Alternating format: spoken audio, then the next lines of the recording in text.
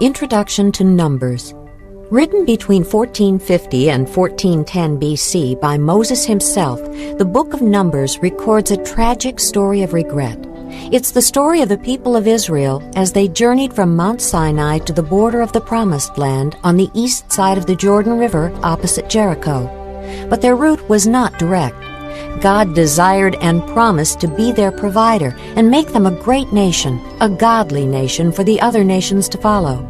But when He tested their faithfulness to Him in the desert, they grumbled and rebelled, so God punished the people.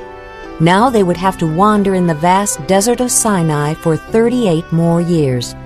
A whole unbelieving generation died during that period of time.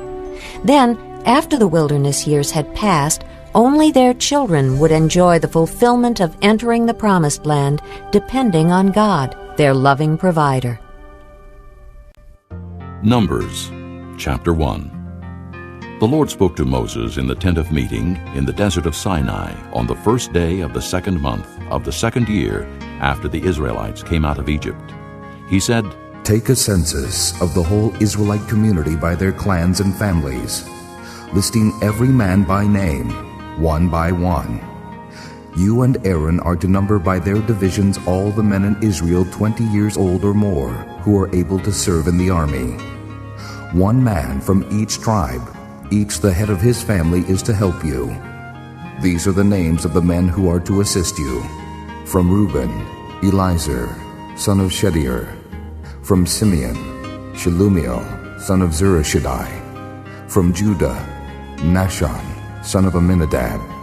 From Issachar, Nathaniel, son of Zur. From Zebulun, Eliab, son of Helon. From the sons of Joseph, from Ephraim, Elishama, son of Ammihud. From Manasseh, Gamaliel, son of Pedazur. From Benjamin, Abidan, son of Gideoni. From Dan, Ahiezer, son of Ammishaddai. From Asher, Pagiel, son of Ochran. From Gad, Eliasaph, son of Duel. From Naphtali, Ahira, son of Enon. These were the men appointed from the community, the leaders of their ancestral tribes. They were the heads of the clans of Israel. Moses and Aaron took these men whose names had been given, and they called the whole community together on the first day of the 2nd month. The people indicated their ancestry by their clans and families, and the men 20 years old or more were listed by name, one by one, as the Lord commanded Moses. And so he counted them in the desert of Sinai. From the descendants of Reuben, the firstborn son of Israel, all the men 20 years old or more who were able to serve in the army were listed by name, one by one, according to the records of their clans and families. The number from the tribe of Reuben was 46,500. From the descendants of Simeon, all the men 20 years old or more who were able to serve in the army were counted and listed by name, one by one, according to the records of their clans and families. The number from the tribe of Simeon was 59,300. From the descendants of Gad, all the men 20 years old or more who were able to serve in the army were listed by name according to the records of their clans and families. The number from the tribe of Gad was 45,650. From the descendants of Judah, all the men 20 years old or more who were able to serve in the army were listed by name according to the records of their clans and families. The number from the tribe of Judah was 74,600. From the descendants of Issachar, all the men 20 years old or more who were able to serve in the army were listed by name according to the records of their clans and families. The number from the tribe of Issachar was 54,400. From the descendants of Zebulun, all the men 20 years old or more who were able to serve in the army were listed by name according to the records of their clans and families. The number from the tribe of Zebulun was 57,400. From the sons of Joseph, from the descendants of Ephraim, all the men 20 years old or more who were able to serve in the army were listed by name according to the records of their clans and families. The number from the tribe of Ephraim was 40,500. From the descendants of Manasseh, all the men 20 years old or more who were able to serve in the army were listed by name according to the records of their clans and families. The number from the tribe of Manasseh was 32,200. From the descendants of Benjamin, all the men 20 years old or more who were able to serve in the army were listed by name according to the records of their clans and families. The number from the tribe of Benjamin was 35,400. From the descendants of Dan, all the men 20 years old or more who were able to serve in the army were listed by name according to the records of their clans and families. The number from the tribe of Dan was 62,700. From the descendants of Asher, all the men 20 years old or more who were able to serve in the army were listed by name according to the records of their clans and families. The number from the tribe of Asher was 41,500. From the descendants of Naphtali, all the men 20 years old or more who were able to serve in the army were listed by name according to the records of their clans and families. The number from the tribe of Naphtali was 53,400. These were the men counted by Moses and Aaron and the 12 leaders of Israel, each one representing his family. All the Israelites 20 years old or more who were able to serve in Israel's army were counted according to their families. The total number was 603,550. The families of the tribe of Levi, however, were not counted along with the others. The Lord had said to Moses, You must not count the tribe of Levi, or include them in the census of the other Israelites. Instead, appoint the Levites to be in charge of the tabernacle of the testimony, over all its furnishings and everything belonging to it. They are to carry the tabernacle and all its furnishings. They are to take care of it and encamp around it. Whenever the tabernacle is to move, the Levites are to take it down, and whenever the tabernacle is to be set up, the Levites shall do it. Anyone else who goes near it shall be put to death. The Israelites are to set up their tents by divisions, each man in his own camp under his own standard. The Levites, however, are to set up their tents around the tabernacle of the testimony, so that wrath will not fall on the Israelite community. The Levites are to be responsible for the care of the tabernacle of the testimony. The Israelites did all this just as the Lord commanded Moses. Chapter 2. The Lord said to Moses and Aaron, The Israelites are to camp around the tent of meeting some distance from it, each man under his standard with the banners of his family. On the east, toward the sunrise, the divisions of the camp of Judah are to encamp under their standard. The leader of the people of Judah is Nahshon, son of Amminadab. His division numbers 74,600. The tribe of Issachar will camp next to them. The leader of the people of Issachar is Nathanael, son of Zur. His division numbers 54,400. The tribe of Zebulun will be next. The leader of the people of Zebulun is Eliab, son of Helon. His division numbers 57,400. All the men assigned to the camp of Judah, according to their divisions, number 186,400. They will set out first. On the south will be the divisions of the camp of Reuben under their standard. The leader of the people of Reuben is Eleazar, son of Shedeur. His division numbers 46,500. The tribe of Simeon will camp next to them. The leader of the people of Simeon is Shelumiel, son of Zurishaddai. His division numbers 59,300. The tribe of Gad will be next. The leader of the people of Gad is Eliasaph, son of Duel. His division numbers 45,650. All the men assigned to the camp of Reuben, according to their divisions, number 151,450. They will set out second. Then the tent of meeting and the camp of the Levites will set out in the middle of the camps. They will set out in the same order as they encamp, each in his own place under his standard. On the west will be the divisions of the camp of Ephraim under their standard. The leader of the people of Ephraim is Elishama, son of Ammihud. His division numbers 40,500. The tribe of Manasseh will be next to them. The leader of the people of Manasseh is Gamaliel, son of Pedazur. His division numbers 32,200. The tribe of Benjamin will be next. The leader of the people of Benjamin is Abidan, son of Gideoni. His division numbers 35,400. All the men assigned to the camp of Ephraim, according to their divisions, number 108,100. They will set out third.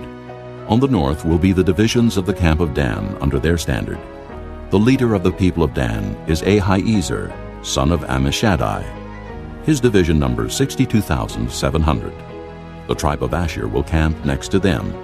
The leader of the people of Asher is Pagiel, son of Ochran. His division numbers 41,500. The tribe of Naphtali will be next. The leader of the people of Naphtali is Anhiru, son of Enan. His division numbers 53,400. All the men assigned to the camp of Dan number 157,600. They will set out last under their standards. These are the Israelites, counted according to their families. All those in the camps by their divisions number 603,550. The Levites, however, were not counted along with the other Israelites, as the Lord commanded Moses. So the Israelites did everything the Lord commanded Moses. That is the way they encamped under their standards, and that is the way they set out, each with his clan and family. Chapter 3. This is the account of the family of Aaron and Moses at the time the Lord talked with Moses on Mount Sinai. The names of the sons of Aaron were Nadab the firstborn and Abihu, Eleazar and Ithamar. Those were the names of Aaron's sons, the anointed priests, who were ordained to serve as priests. Nadab and Abihu, however, fell dead before the Lord when they made an offering with unauthorized fire before him in the desert of Sinai. They had no sons, so only Eleazar and Ithamar served as priests during the lifetime of their father Aaron. The Lord said to Moses, "Bring the tribe of Levi and present them to Aaron the priest to assist him. They are to perform duties for him and for the whole community at the tent of meeting by doing the work of the tabernacle. They are to take care of all the furnishings of the tent of meeting, fulfilling the obligations of the Israelites by doing the work of the tabernacle. Give the Levites to Aaron and his sons. They are the Israelites who are to be given wholly to him. Appoint Aaron and his sons to serve as priests. Anyone else who approaches the sanctuary must be put to death." The Lord also said to Moses, "I have taken the Levites from among the Israelites in place of the first male offspring of every Israelite woman. The Levites are mine, for all the firstborn are mine. When I struck down all the firstborn in Egypt, I set apart for myself every firstborn in Israel, whether man or animal. They are to be mine. I am the Lord." The Lord said to Moses in the desert of Sinai, "Count the Levites by their families and clans. Count every male a month old or more." So Moses counted them as he was commanded by the word of the Lord. These were the names of the sons of Levi: Gershon, Kohath, and Merari. These were the names of the Gershonite clans: Libni and Shimei. The Kohathite clans: Amram, Izhar, Hebron, and Uzziel. The Merarite clans: Malai and Mushi. These were the Levite clans according to their families. To Gershon belonged the clans of the Libnites and Shimeites.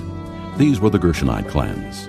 The number of all the males a month old or more who were counted was 7,500. The Gershonite clans were to camp on the west behind the tabernacle. The leader of the families of the Gershonites was Eliasaph, son of Lael.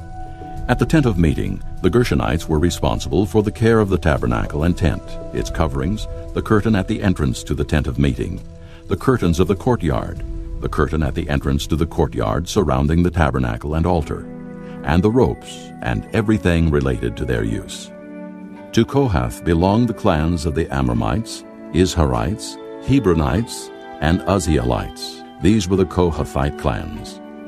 The number of all the males a month old or more was 8,600. The Kohathites were responsible for the care of the sanctuary. The Kohathite clans were to camp on the south side of the tabernacle. The leader of the families of the Kohathite clans was Elizaphan, son of Uzziel. They were responsible for the care of the ark, the table, the lampstand, the altars, the articles of the sanctuary used in ministering, the curtain, and everything related to their use. The chief leader of the Levites was Eleazar, son of Aaron the priest.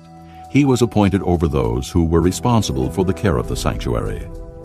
To Merari belonged the clans of the Malites and the Mushites. These were the Merarite clans. The number of all the males a month old or more who were counted was 6,200. The leader of the families of the Merarite clans was Zuriel, son of Abihail. They were to camp on the north side of the tabernacle. The Merarites were appointed to take care of the frames of the tabernacle, its crossbars, posts, bases, all its equipment, and everything related to their use, as well as the posts of the surrounding courtyard with their bases, tent pegs, and ropes. Moses and Aaron and his sons were to camp to the east of the tabernacle toward the sunrise in front of the tent of meeting. They were responsible for the care of the sanctuary on behalf of the Israelites. Anyone else who approached the sanctuary was to be put to death.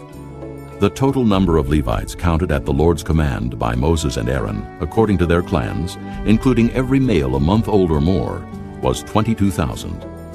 The Lord said to Moses, Count all the firstborn Israelite males who are a month old or more and make a list of their names. Take the Levites for me in place of all the firstborn of the Israelites, and the livestock of the Levites in place of all the firstborn of the livestock of the Israelites. I am the Lord. So Moses counted all the firstborn of the Israelites as the Lord commanded him. The total number of firstborn males a month old or more, listed by name, was 22,273. The Lord also said to Moses, Take the Levites in place of all the firstborn of Israel, and the livestock of the Levites in place of their livestock. The Levites are to be mine. I am the Lord. To redeem the 273 firstborn Israelites who exceed the number of the Levites, collect 5 shekels for each one, according to the sanctuary shekel, which weighs 20 gerahs. Give the money for the redemption of the additional Israelites to Aaron and his sons. So Moses collected the redemption money from those who exceeded the number redeemed by the Levites. From the firstborn of the Israelites, he collected silver weighing 1,365 shekels, according to the sanctuary shekel. Moses gave the redemption money to Aaron and his sons, as he was commanded by the word of the Lord. Chapter 4. The Lord said to Moses and Aaron, Take a census of the Kohathite branch of the Levites by their clans and families. Count all the men from 30 to 50 years of age who come to serve in the work in the tent of meeting. This is the work of the Kohathites in the tent of meeting, the care of the most holy things. When the camp is to move, Aaron and his sons are to go in and take down the shielding curtain and cover the ark of the testimony with it. Then they are to cover this with hides of sea cows. Spread a cloth of solid blue over that, and put the poles in place. Over the table of the presence they are to spread a blue cloth, and put on it the plates, dishes, and bowls, and the jars for drink offerings. The bread that is continually there is to remain on it. Over these they are to spread a scarlet cloth. Cover that with hides of sea cows, and put its poles in place. They are to take a blue cloth, and cover the lampstand that is for light, together with its lamps, its wick trimmers and trays, and all its jars for the oil used to supply it. Then they are to wrap it and all its accessories in a covering of hides of sea cows, and put it on a carrying frame. Over the gold altar they are to spread a blue cloth, and cover that with hides of sea cows, and put its poles in place. They are to take all the articles used for ministering in the sanctuary, wrap them in a blue cloth, cover that with hides of sea cows, and put them on a carrying frame. They are to remove the ashes from the bronze altar, and spread a purple cloth over it.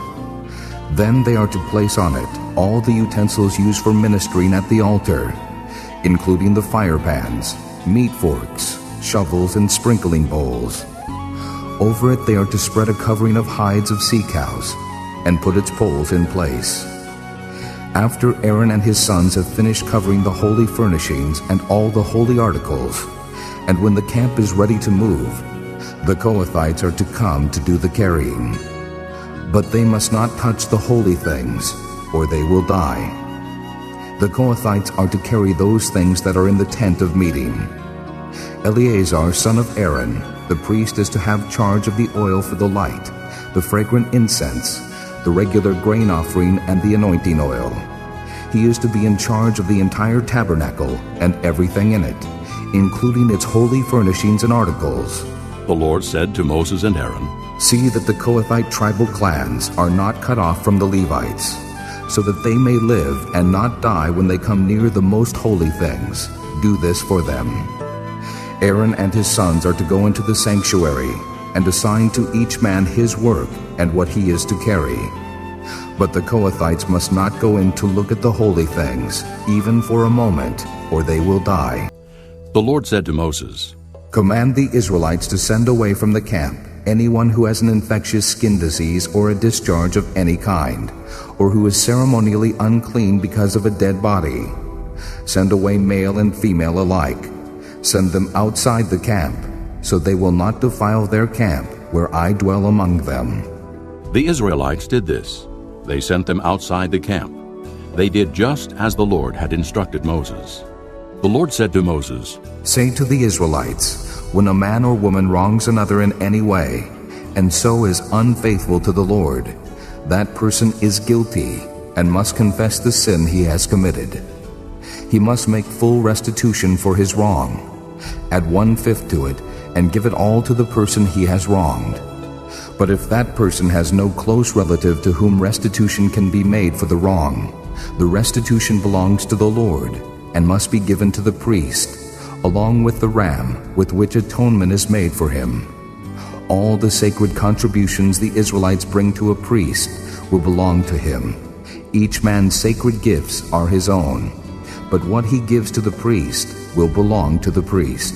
Then the Lord said to Moses, Speak to the Israelites and say to them, If a man's wife goes astray and is unfaithful to him by sleeping with another man, and this is hidden from her husband, and her impurity is undetected, since there is no witness against her, and she has not been caught in the act, and if feelings of jealousy come over her husband, and he suspects his wife, and she is impure, or if he is jealous and suspects her even though she is not impure, then he is to take his wife to the priest.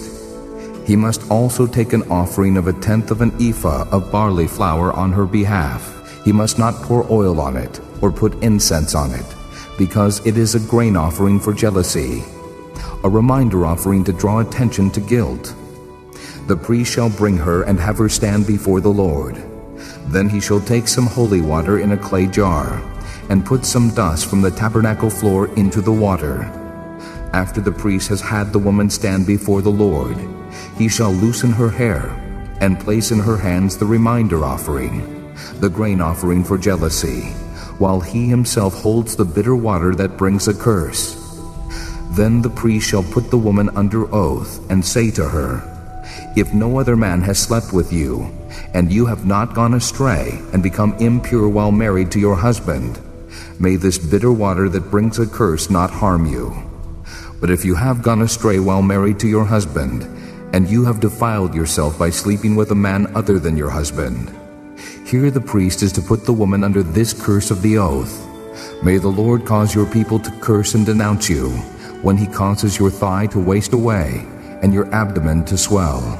May this water that brings a curse enter your body, so that your abdomen swells, and your thigh wastes away. Then the woman is to say, Amen, so be it.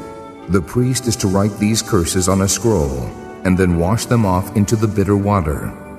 He shall have the woman drink the bitter water that brings a curse, and this water will enter her and cause bitter suffering. The priest is to take from her hands the grain offering for jealousy, wave it before the Lord, and bring it to the altar.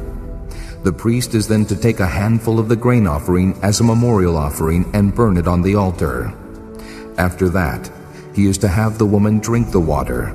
If she has defiled herself and been unfaithful to her husband, then when she is made to drink the water that brings a curse, it will go into her and cause bitter suffering. Her abdomen will swell, and her thigh waste away, and she will become accursed among her people. If, however, the woman has not defiled herself and is free from impurity, she will be cleared of guilt and will be able to have children. This then is the law of jealousy when a woman goes astray and defiles herself while married to her husband, or when feelings of jealousy come over a man because he suspects his wife. The priest is to have her stand before the Lord and is to apply this entire law to her. The husband will be innocent of any wrongdoing, but the woman will bear the consequences of her sin. Chapter 6.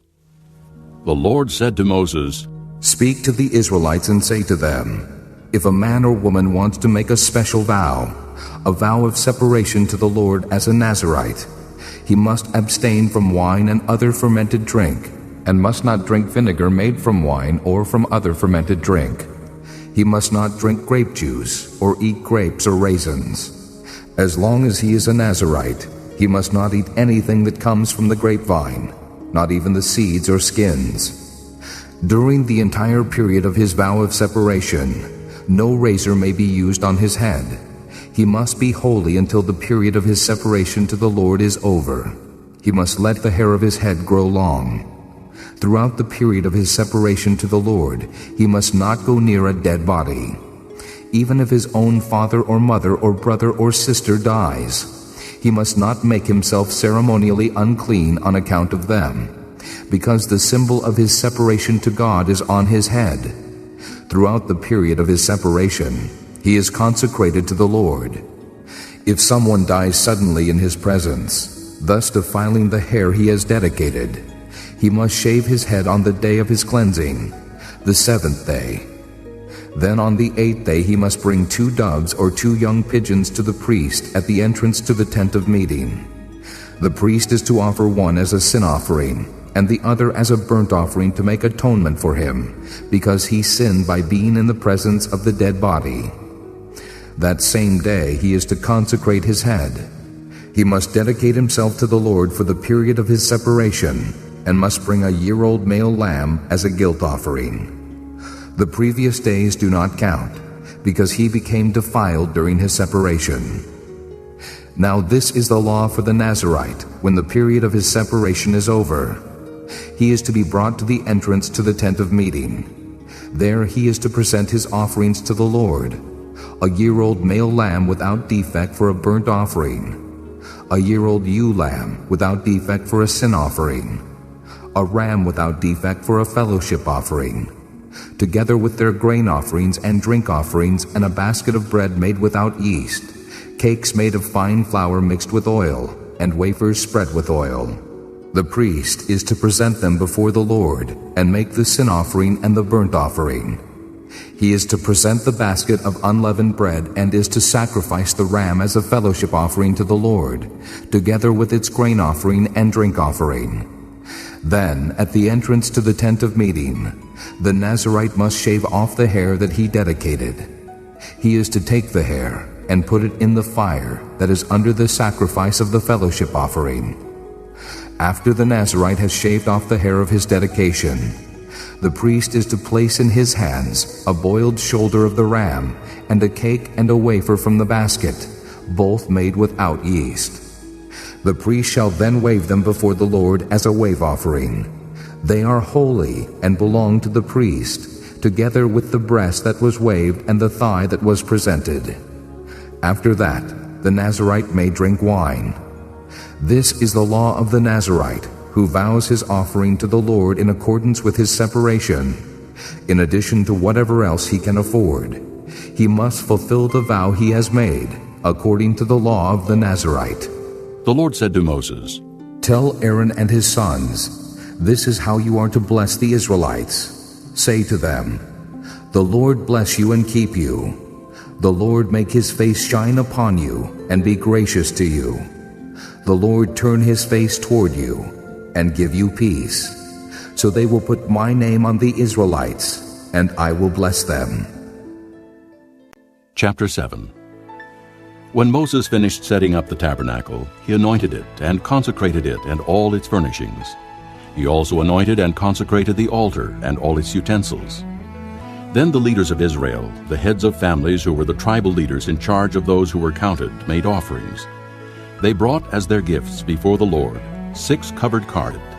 When Moses entered the tent of meeting to speak with the Lord, he heard the voice speaking to him from between the 2 cherubim above the atonement cover on the ark of the testimony, and he spoke with him.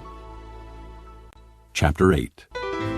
The Lord said to Moses, Speak to Aaron and say to him, When you set up the 7 lamps, they are to light the area in front of the lampstand. Aaron did so. He set up the lamps so that they faced forward on the lampstand, just as the Lord commanded Moses. This is how the lampstand was made.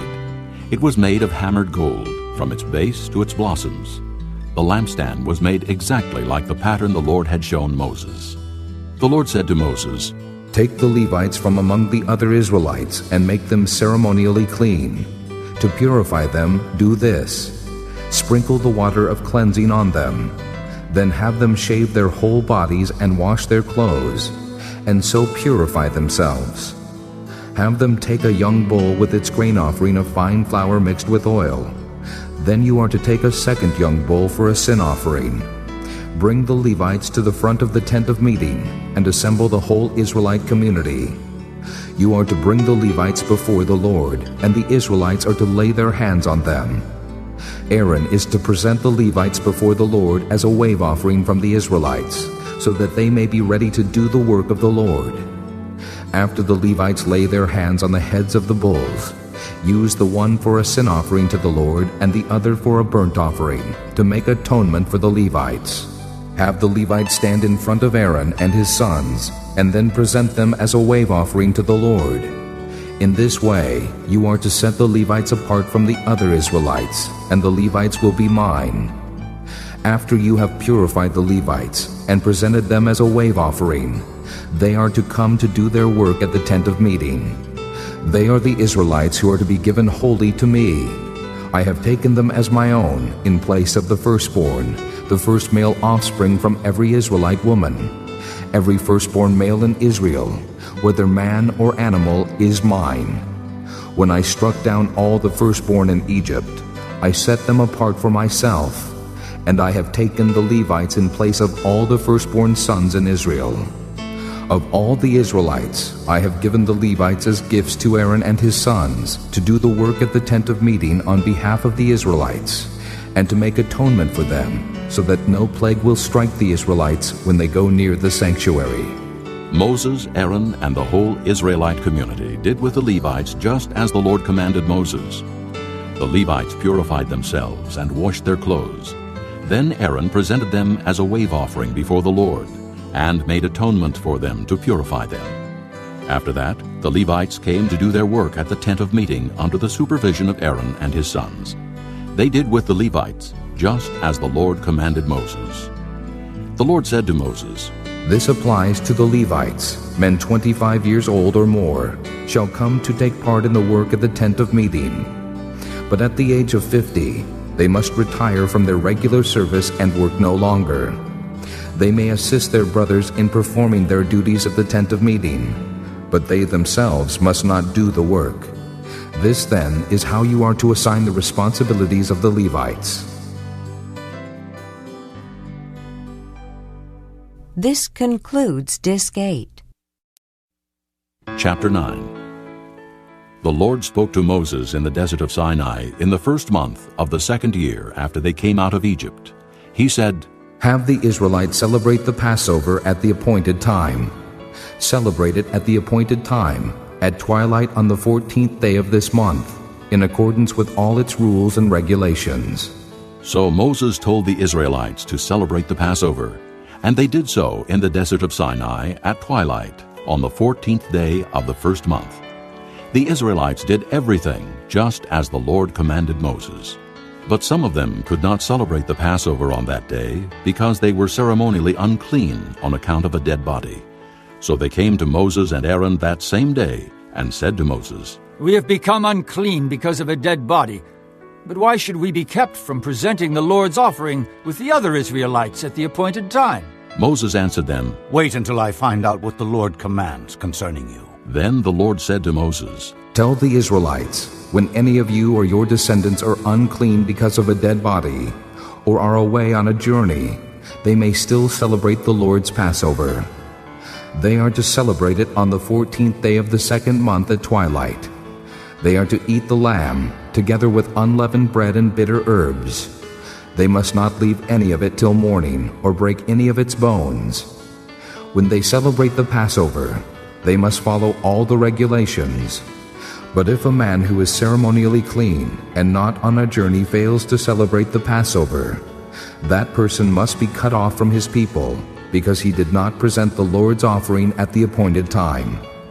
That man will bear the consequences of his sin. An alien living among you who wants to celebrate the Lord's Passover must do so in accordance with its rules and regulations. You must have the same regulations for the alien and the native-born. On the day the tabernacle, the tent of the testimony, was set up, the cloud covered it. From evening till morning the cloud above the tabernacle looked like fire. That is how it continued to be. The cloud covered it, and at night it looked like fire. Whenever the cloud lifted from above the tent, the Israelites set out.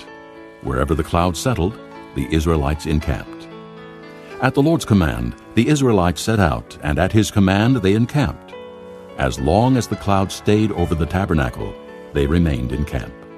When the cloud remained over the tabernacle a long time, the Israelites obeyed the Lord's order and did not set out. Sometimes the cloud was over the tabernacle only a few days.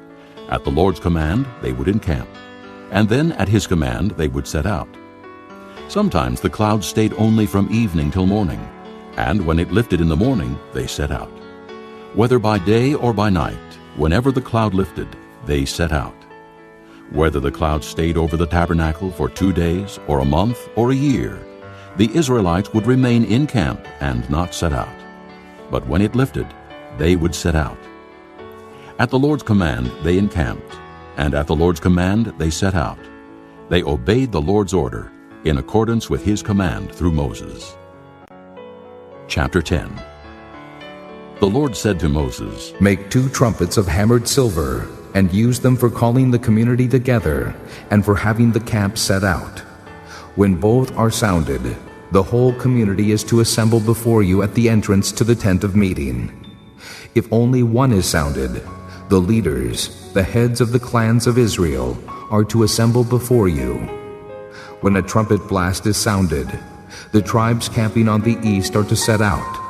At the sounding of a second blast, the camps on the south are to set out. The blast will be the signal for setting out. To gather the assembly, blow the trumpets, but not with the same signal. The sons of Aaron, the priests, are to blow the trumpets. This is to be a lasting ordinance for you and the generations to come. When you go into battle in your own land against an enemy who is oppressing you, sound a blast on the trumpets.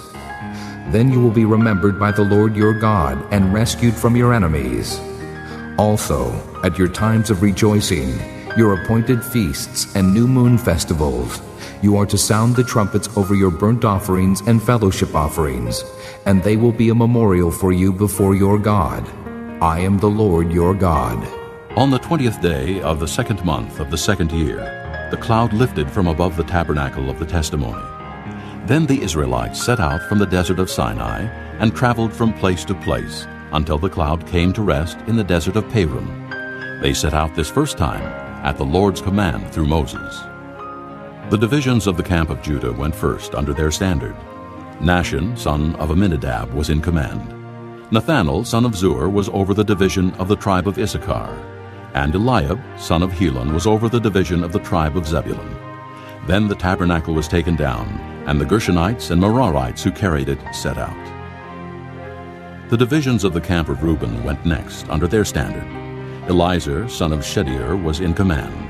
Shelumiel, son of Zurishaddai, was over the division of the tribe of Simeon, and Eliasaph, son of Duel, was over the division of the tribe of Gad. Then the Kohathites set out, carrying the holy things. The tabernacle was to be set up before they arrived. The divisions of the camp of Ephraim went next, under their standard. Elishama, son of Ammihud, was in command. Gamaliel, son of Pedazur, was over the division of the tribe of Manasseh, and Abidan, son of Gideoni, was over the division of the tribe of Benjamin. Finally, as the rear guard for all the units, the divisions of the camp of Dan set out under their standard. Ahiezer, son of Ammishaddai, was in command. Pagiel, son of Ochran, was over the division of the tribe of Asher, and Ahira, son of Enan, was over the division of the tribe of Naphtali. This was the order of march for the Israelite divisions as they set out. Now Moses said to Hobab, son of Reuel the Midianite, Moses' father-in-law, We are setting out for the place about which the Lord said, I will give it to you. Come with us, and we will treat you well. For the Lord has promised good things to Israel. He answered, No, I will not go. I am going back to my own land and my own people. But Moses said, Please do not leave us. You know where we should camp in the desert, and you can be our eyes. If you come with us, we will share with you whatever good things the Lord gives us. So they set out from the mountain of the Lord and traveled for 3 days. The ark of the covenant of the Lord went before them during those 3 days to find them a place to rest. The cloud of the Lord was over them by day when they set out from the camp. Whenever the ark set out, Moses said, Rise up, O Lord. May your enemies be scattered. May your foes flee before you. Whenever it came to rest, he said, Return, O Lord, to the countless thousands of Israel. Chapter 11. Now the people complained about their hardships in the hearing of the Lord, and when he heard them his anger was aroused. Then fire from the Lord burned among them and consumed some of the outskirts of the camp. When the people cried out to Moses, he prayed to the Lord, and the fire died down. So that place was called Tabernacle, because fire from the Lord had burned among them. The rabble with them began to crave other food, and again the Israelites started wailing and said, If only we had meat to eat! We remember the fish we ate in Egypt at no cost. Also the cucumbers, melons, leeks, onions, and garlic. But now we have lost our appetite. We never see anything but this manna. The manna was like coriander seed and looked like resin. The people went around gathering it and then ground it in a handmill or crushed it in a mortar. They cooked it in a pot or made it into cakes, and it tasted like something made with olive oil. When the dew settled on the camp at night, the manna also came down. Moses heard the people of every family wailing, each at the entrance to his tent. The Lord became exceedingly angry, and Moses was troubled. He asked the Lord, Why have you brought this trouble on your servant? What have I done to displease you, that you put the burden of all these people on me? Did I conceive all these people? Did I give them birth? Why do you tell me to carry them in my arms, as a nurse carries an infant, to the land you promised on oath to their forefathers? Where can I get meat for all these people? They keep wailing to me, Give us meat to eat. I cannot carry all these people by myself. The burden is too heavy for me. If this is how you are going to treat me, put me to death right now, if I have found favor in your eyes, and do not let me face my own ruin. The Lord said to Moses, Bring me 70 of Israel's elders, who are known to you as leaders and officials among the people. Have them come to the tent of meeting, that they may stand there with you. I will come down and speak with you there, and I will take of the Spirit that is on you, and put the Spirit on them. They will help you carry the burden of the people, so that you will not have to carry it alone. Tell the people, Consecrate yourselves in preparation for tomorrow, when you will eat meat. The Lord heard you when you wailed, If only we had meat to eat, we were better off in Egypt. Now the Lord will give you meat, and you will eat it. You will not eat it for just 1 day or 2 days, or 5, 10, or 20 days, but for a whole month, until it comes out of your nostrils, and you loathe it, because you have rejected the Lord, who is among you, and have wailed before him, saying, Why did we ever leave Egypt? But Moses said, Here I am among 600,000 men on foot, and you say, I will give them meat to eat for a whole month. Would they have enough if flocks and herds were slaughtered for them? Would they have enough if all the fish in the sea were caught for them? The Lord answered Moses, Is the Lord's arm too short? You will now see whether or not what I say will come true for you.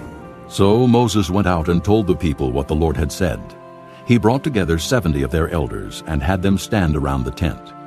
Then the Lord came down in the cloud and spoke with him.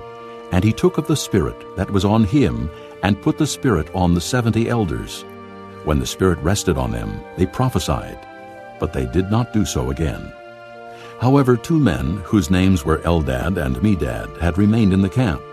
They were listed among the elders, but did not go out to the tent. Yet the Spirit also rested on them, and they prophesied in the camp. A young man ran and told Moses, Eldad and Medad are prophesying in the camp. Joshua son of Nun, who had been Moses' aide since youth, spoke up and said, Moses, my lord, stop them! But Moses replied, Are you jealous for my sake? I wish that all the Lord's people were prophets, and that the Lord would put his spirit on them. Then Moses and the elders of Israel returned to the camp. Now a wind went out from the Lord and drove quail in from the sea. It brought them down all around the camp to about 3 feet above the ground, as far as a day's walk in any direction. All that day and night, and all the next day, the people went out and gathered quail. No one gathered less than 10 homers. Then they spread them out all around the camp.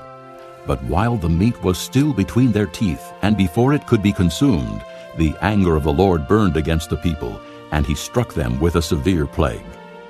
Therefore the place was named Kibroth Hattaavah, because there they buried the people who had craved other food. From Kibroth Hattaavah the people traveled to Hazeroth and stayed there. Chapter 12. Miriam and Aaron began to talk against Moses because of his Cushite wife, for he had married a Cushite. Has the Lord spoken only through Moses? They asked. Hasn't he also spoken through us? And the Lord heard this. Now Moses was a very humble man, more humble than anyone else on the face of the earth. At once the Lord said to Moses, Aaron, and Miriam, Come out to the tent of meeting, all 3 of you. So the 3 of them came out. Then the Lord came down in a pillar of cloud. He stood at the entrance to the tent and summoned Aaron and Miriam. When both of them stepped forward, he said, Listen to my words. When a prophet of the Lord is among you, I reveal myself to him in visions. I speak to him in dreams. But this is not true of my servant Moses. He is faithful in all my house. With him I speak face to face, clearly, and not in riddles. He sees the form of the Lord. Why then were you not afraid to speak against my servant Moses? The anger of the Lord burned against them, and he left them. When the cloud lifted from above the tent, there stood Miriam, leprous like snow. Aaron turned toward her and saw that she had leprosy, and he said to Moses, Please, my lord, do not hold against us the sin we have so foolishly committed. Do not let her be like a stillborn infant, coming from its mother's womb with its flesh half eaten away. So Moses cried out to the Lord. O God, please heal her. The Lord replied to Moses, If her father had spit in her face, would she not have been in disgrace for 7 days? Confine her outside the camp for 7 days. After that, she can be brought back. So Miriam was confined outside the camp for 7 days, and the people did not move on till she was brought back. After that, the people left Hazeroth and encamped in the desert of Paran. Chapter 13. The Lord said to Moses, Send some men to explore the land of Canaan, which I am giving to the Israelites. From each ancestral tribe, send one of its leaders. So at the Lord's command, Moses sent them out from the desert of Paran. All of them were leaders of the Israelites. These are their names. From the tribe of Reuben, Shammua, son of Zachar. From the tribe of Simeon, Shaphat, son of Hori. From the tribe of Judah, Caleb, son of Jephunneh. From the tribe of Issachar, Igal, son of Joseph. From the tribe of Ephraim, Hoshea, son of Nun. From the tribe of Benjamin, Paltai, son of Raphu. From the tribe of Zebulun, Gadiel, son of Sodai. From the tribe of Manasseh, a tribe of Joseph, Gadai, son of Susai. From the tribe of Dan, Amiel, son of Gemalli. From the tribe of Asher, Sether, son of Michael. From the tribe of Naphtali, Nabai, son of Vophsi. From the tribe of Gad, Guel, son of Machi. These are the names of the men Moses sent to explore the land. Moses gave Hoshea, son of Nun, the name Joshua. When Moses sent them to explore Canaan, he said, Go up through the Negev and on into the hill country. See what the land is like, and whether the people who live there are strong or weak, few or many. What kind of land do they live in? Is it good or bad? What kind of towns do they live in? Are they unwalled or fortified? How is the soil? Is it fertile or poor? Are there trees on it or not? Do your best to bring back some of the fruit of the land. It was the season for the first ripe grapes. So they went up and explored the land from the desert of Zin as far as Rehob toward Lebo-Hamath. They went up through the Negev and came to Hebron, where Ahiman, Sheshai, and Talmai, the descendants of Anak, lived. Hebron had been built 7 years before Zoan in Egypt. When they reached the valley of Eshcol, they cut off a branch bearing a single cluster of grapes. 2 of them carried it on a pole between them, along with some pomegranates and figs. That place was called the Valley of Eshcol, because of the cluster of grapes the Israelites cut off there. At the end of 40 days, they returned from exploring the land. They came back to Moses and Aaron and the whole Israelite community at Kadesh in the desert of Paran. There they reported to them and to the whole assembly and showed them the fruit of the land. They gave Moses this account. We went into the land to which you sent us, and it does flow with milk and honey. Here is its fruit. But the people who live there are powerful, and the cities are fortified and very large. We even saw descendants of Anak there. The Amalekites live in the Negev, the Hittites, Jebusites, and Amorites live in the hill country, and the Canaanites live near the sea and along the Jordan. Then Caleb silenced the people before Moses and said, We should go up and take possession of the land, for we can certainly do it. But the men who had gone up with him said, We can't attack those people. They're stronger than we are. And they spread among the Israelites a bad report about the land they had explored. They said, The land we explored devours those living in it. All the people we saw there are of great size. We saw the Nephilim there. The descendants of Anak come from the Nephilim. We seemed like grasshoppers in our own eyes, and we looked the same to them. Chapter 14. That night all the people of the community raised their voices and wept aloud. All the Israelites grumbled against Moses and Aaron, and the whole assembly said to them, If only we had died in Egypt, or in this desert!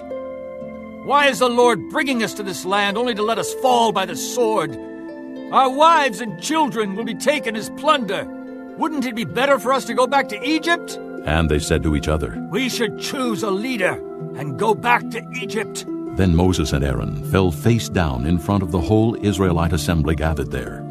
Joshua son of Nun and Caleb son of Jephunneh, who were among those who had explored the land, tore their clothes and said to the entire Israelite assembly, The land we passed through and explored is exceedingly good.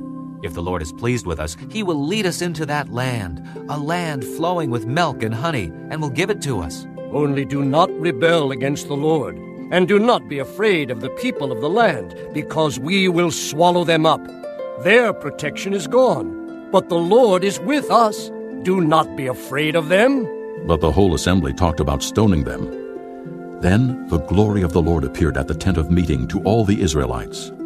The Lord said to Moses, How long will these people treat me with contempt?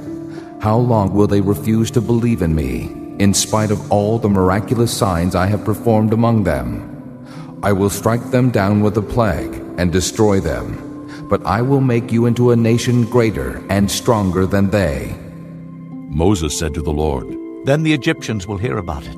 By your power you brought these people up from among them, and they will tell the inhabitants of this land about it. They have already heard that you, O Lord, are with these people, and that you, O Lord, have been seen face to face, that your cloud stays over them, and that you go before them in a pillar of cloud by day, and a pillar of fire by night. If you put these people to death all at one time, the nations who have heard this report about you will say, The Lord was not able to bring these people into the land he promised them on oath, so he slaughtered them in the desert. Now may the Lord's strength be displayed, just as you have declared. The Lord is slow to anger, abounding in love and forgiving sin and rebellion. Yet he does not leave the guilty unpunished. He punishes the children for the sin of the fathers, to the third and fourth generation. In accordance with your great love, forgive the sin of these people, just as you have pardoned them from the time they left Egypt until now. The Lord replied, I have forgiven them as you asked. Nevertheless, as surely as I live, and as surely as the glory of the Lord fills the whole earth, not one of the men who saw my glory and the miraculous signs I performed in Egypt and in the desert, but who disobeyed me and tested me 10 times, not one of them will ever see the land I promised on oath to their forefathers. No one who has treated me with contempt will ever see it. But because my servant Caleb has a different spirit and follows me wholeheartedly, I will bring him into the land he went to, and his descendants will inherit it. Since the Amalekites and Canaanites are living in the valleys, turn back tomorrow and set out toward the desert along the route to the Red Sea." The Lord said to Moses and Aaron, "How long will this wicked community grumble against me? I have heard the complaints of these grumbling Israelites. So tell them, as surely as I live, declares the Lord, I will do to you the very things I heard you say. In this desert your bodies will fall, every one of you, 20 years old or more, who was counted in the census and who has grumbled against me. Not one of you will enter the land I swore with uplifted hand to make your home, except Caleb, son of Jephunneh, and Joshua, son of Nun. As for your children that you said would be taken as plunder, I will bring them in to enjoy the land you have rejected. But your bodies will fall in this desert. Your children will be shepherds here for 40 years, suffering for your unfaithfulness, until the last of your bodies lies in the desert. For 40 years, 1 year for each of the 40 days you explored the land. You will suffer for your sins and know what it is like to have me against you. I, the Lord, have spoken, and I will surely do these things to this whole wicked community, which has banded together against me. They will meet their end in this desert. Here they will die." So the men Moses had sent to explore the land, who returned and made the whole community grumble against him by spreading a bad report about it. These men, responsible for spreading the bad report about the land, were struck down and died of a plague before the Lord. Of the men who went to explore the land, only Joshua son of Nun and Caleb son of Jephunneh survived. When Moses reported this to all the Israelites, they mourned bitterly. Early the next morning they went up toward the high hill country. "We have sinned," they said. "We will go up to the place the Lord promised." But Moses said, "Why are you disobeying the Lord's command? This will not succeed. Do not go up, because the Lord is not with you. You will be defeated by your enemies, for the Amalekites and Canaanites will face you there. Because you have turned away from the Lord, he will not be with you, and you will fall by the sword." Nevertheless, in their presumption, they went up toward the high hill country, though neither Moses nor the ark of the Lord's covenant moved from the camp. Then the Amalekites and Canaanites who lived in that hill country came down and attacked them and beat them down all the way to Hormah. Chapter 15. The Lord said to Moses, "Speak to the Israelites and say to them, after you enter the land I am giving you as a home, and you present to the Lord offerings made by fire, from the herd or the flock, as an aroma pleasing to the Lord, whether burnt offerings or sacrifices, for special vows or free will offerings or festival offerings. Then the one who brings his offering shall present to the Lord a grain offering of 1/10 of an ephah of fine flour, mixed with 1/4 of a hin of oil. With each lamb for the burnt offering or the sacrifice, prepare 1/4 of a hin of wine as a drink offering. With a ram, prepare a grain offering of 2/10 of an ephah of fine flour mixed with 1/3 of a hin of oil, and 1/3 of a hin of wine as a drink offering. Offer it as an aroma pleasing to the Lord. When you prepare a young bull as a burnt offering or sacrifice for a special vow or a fellowship offering to the Lord, bring with the bull a grain offering of 3/10 of an ephah of fine flour mixed with 1/2 a hin of oil. Also, bring 1/2 a hin of wine as a drink offering. It will be an offering made by fire, an aroma pleasing to the Lord. Each bull or ram, each lamb or young goat, is to be prepared in this manner. Do this for each one, for as many as you prepare. Everyone who is native-born must do these things in this way when he brings an offering made by fire, as an aroma pleasing to the Lord. For the generations to come, whenever an alien or anyone else living among you presents an offering made by fire as an aroma pleasing to the Lord, he must do exactly as you do. The community is to have the same rules for you and for the alien living among you. This is a lasting ordinance for the generations to come. You and the alien shall be the same before the Lord. The same laws and regulations will apply both to you and to the alien living among you. The Lord said to Moses, Speak to the Israelites and say to them, When you enter the land to which I am taking you, and you eat the food of the land, present a portion as an offering to the Lord. Present a cake from the first of your ground meal, and present it as an offering from the threshing floor. Throughout the generations to come, you are to give this offering to the Lord from the first of your ground meal. Now, if you unintentionally fail to keep any of these commands the Lord gave Moses, any of the Lord's commands to you through him, from the day the Lord gave them and continuing through the generations to come, and if this is done unintentionally without the community being aware of it, then the whole community is to offer a young bull for a burnt offering as an aroma pleasing to the Lord, along with its prescribed grain offering and drink offering, and a male goat for a sin offering. The priest is to make atonement for the whole Israelite community, and they will be forgiven, for it was not intentional, and they have brought to the Lord for their wrong an offering made by fire and a sin offering.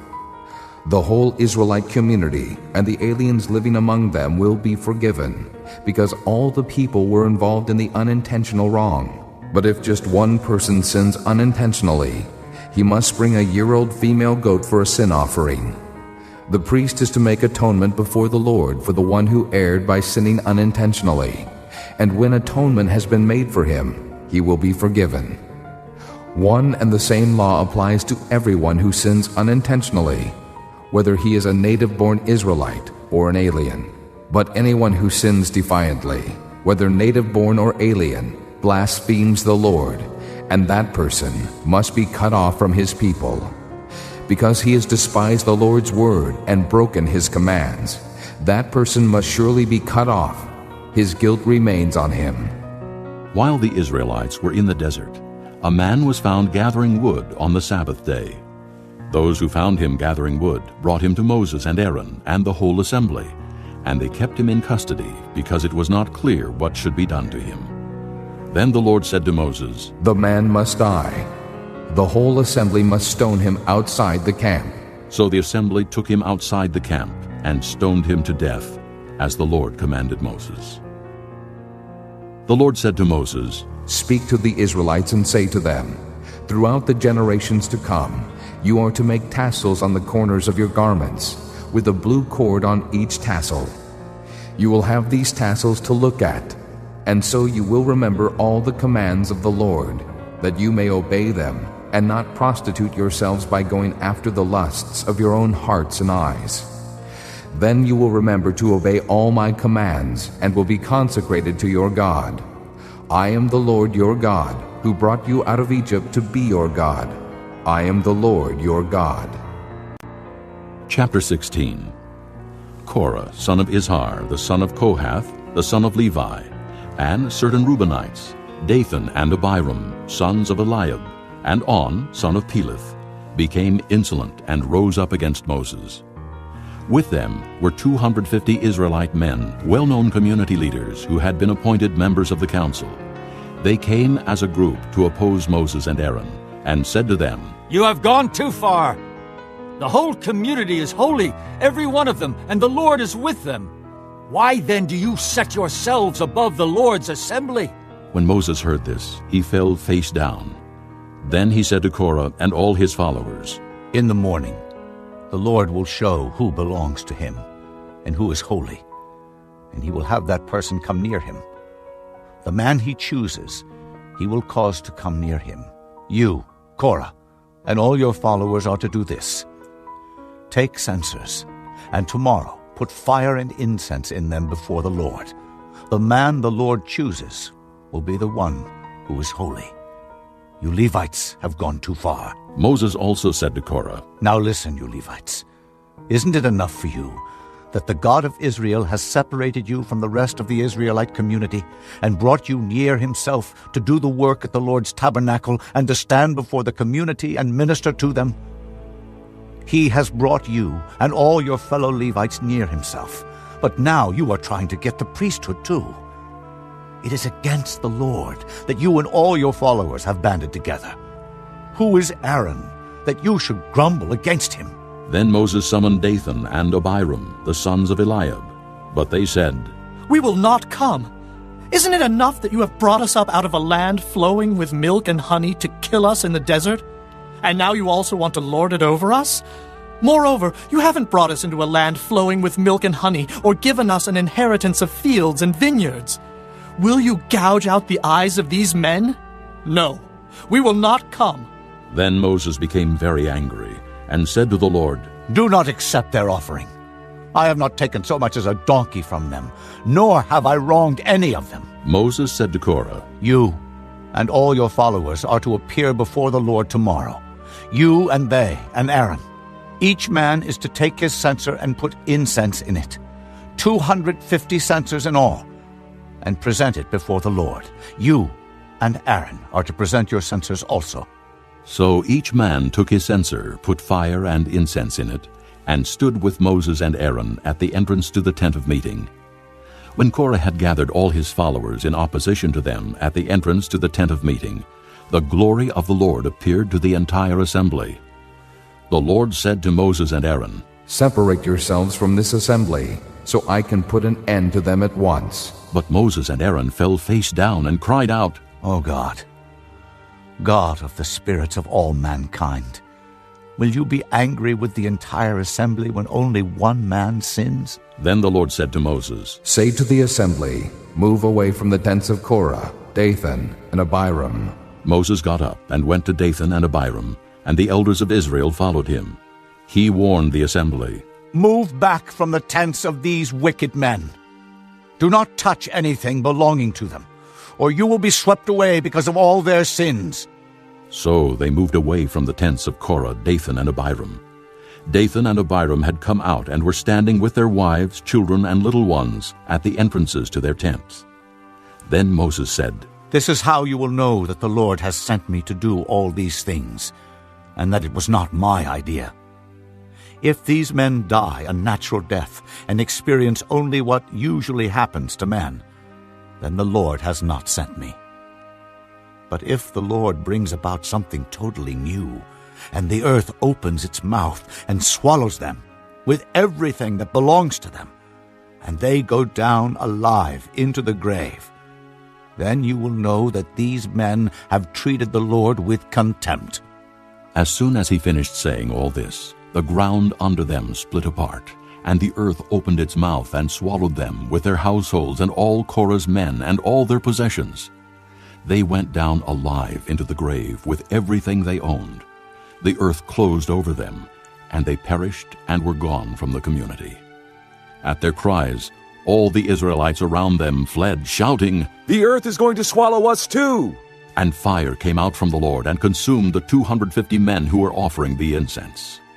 The Lord said to Moses, "Tell Eleazar, son of Aaron the priest, to take the censers out of the smoldering remains and scatter the coals some distance away, for the censers are holy, the censers of the men who sinned at the cost of their lives.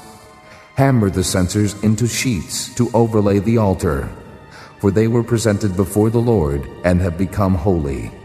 Let them be a sign to the Israelites." So Eleazar the priest collected the bronze censers brought by those who had been burned up, and he had them hammered out to overlay the altar, as the Lord directed him through Moses. This was to remind the Israelites that no one except a descendant of Aaron should come to burn incense before the Lord, or he would become like Korah and his followers. The next day the whole Israelite community grumbled against Moses and Aaron. "You have killed the Lord's people," they said. But when the assembly gathered in opposition to Moses and Aaron and turned toward the tent of meeting, suddenly the cloud covered it, and the glory of the Lord appeared. Then Moses and Aaron went to the front of the tent of meeting, and the Lord said to Moses, "Get away from this assembly, so I can put an end to them at once." And they fell face down. Then Moses said to Aaron, "Take your censer and put incense in it, along with fire from the altar, and hurry to the assembly to make atonement for them. Wrath has come out from the Lord. The plague has started." So Aaron did as Moses said, and ran into the midst of the assembly. The plague had already started among the people, but Aaron offered the incense and made atonement for them. He stood between the living and the dead, and the plague stopped. But 14,700 people died from the plague, in addition to those who had died because of Korah.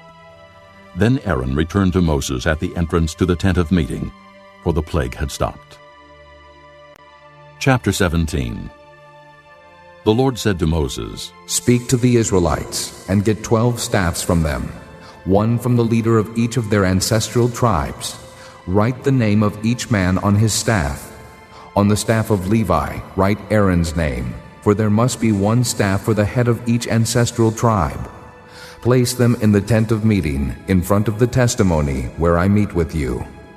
The staff belonging to the man I choose will sprout, and I will rid myself of this constant grumbling against you by the Israelites." So Moses spoke to the Israelites, and their leaders gave him 12 staffs, one for the leader of each of their ancestral tribes, and Aaron's staff was among them. Moses placed the staffs before the Lord in the tent of the testimony.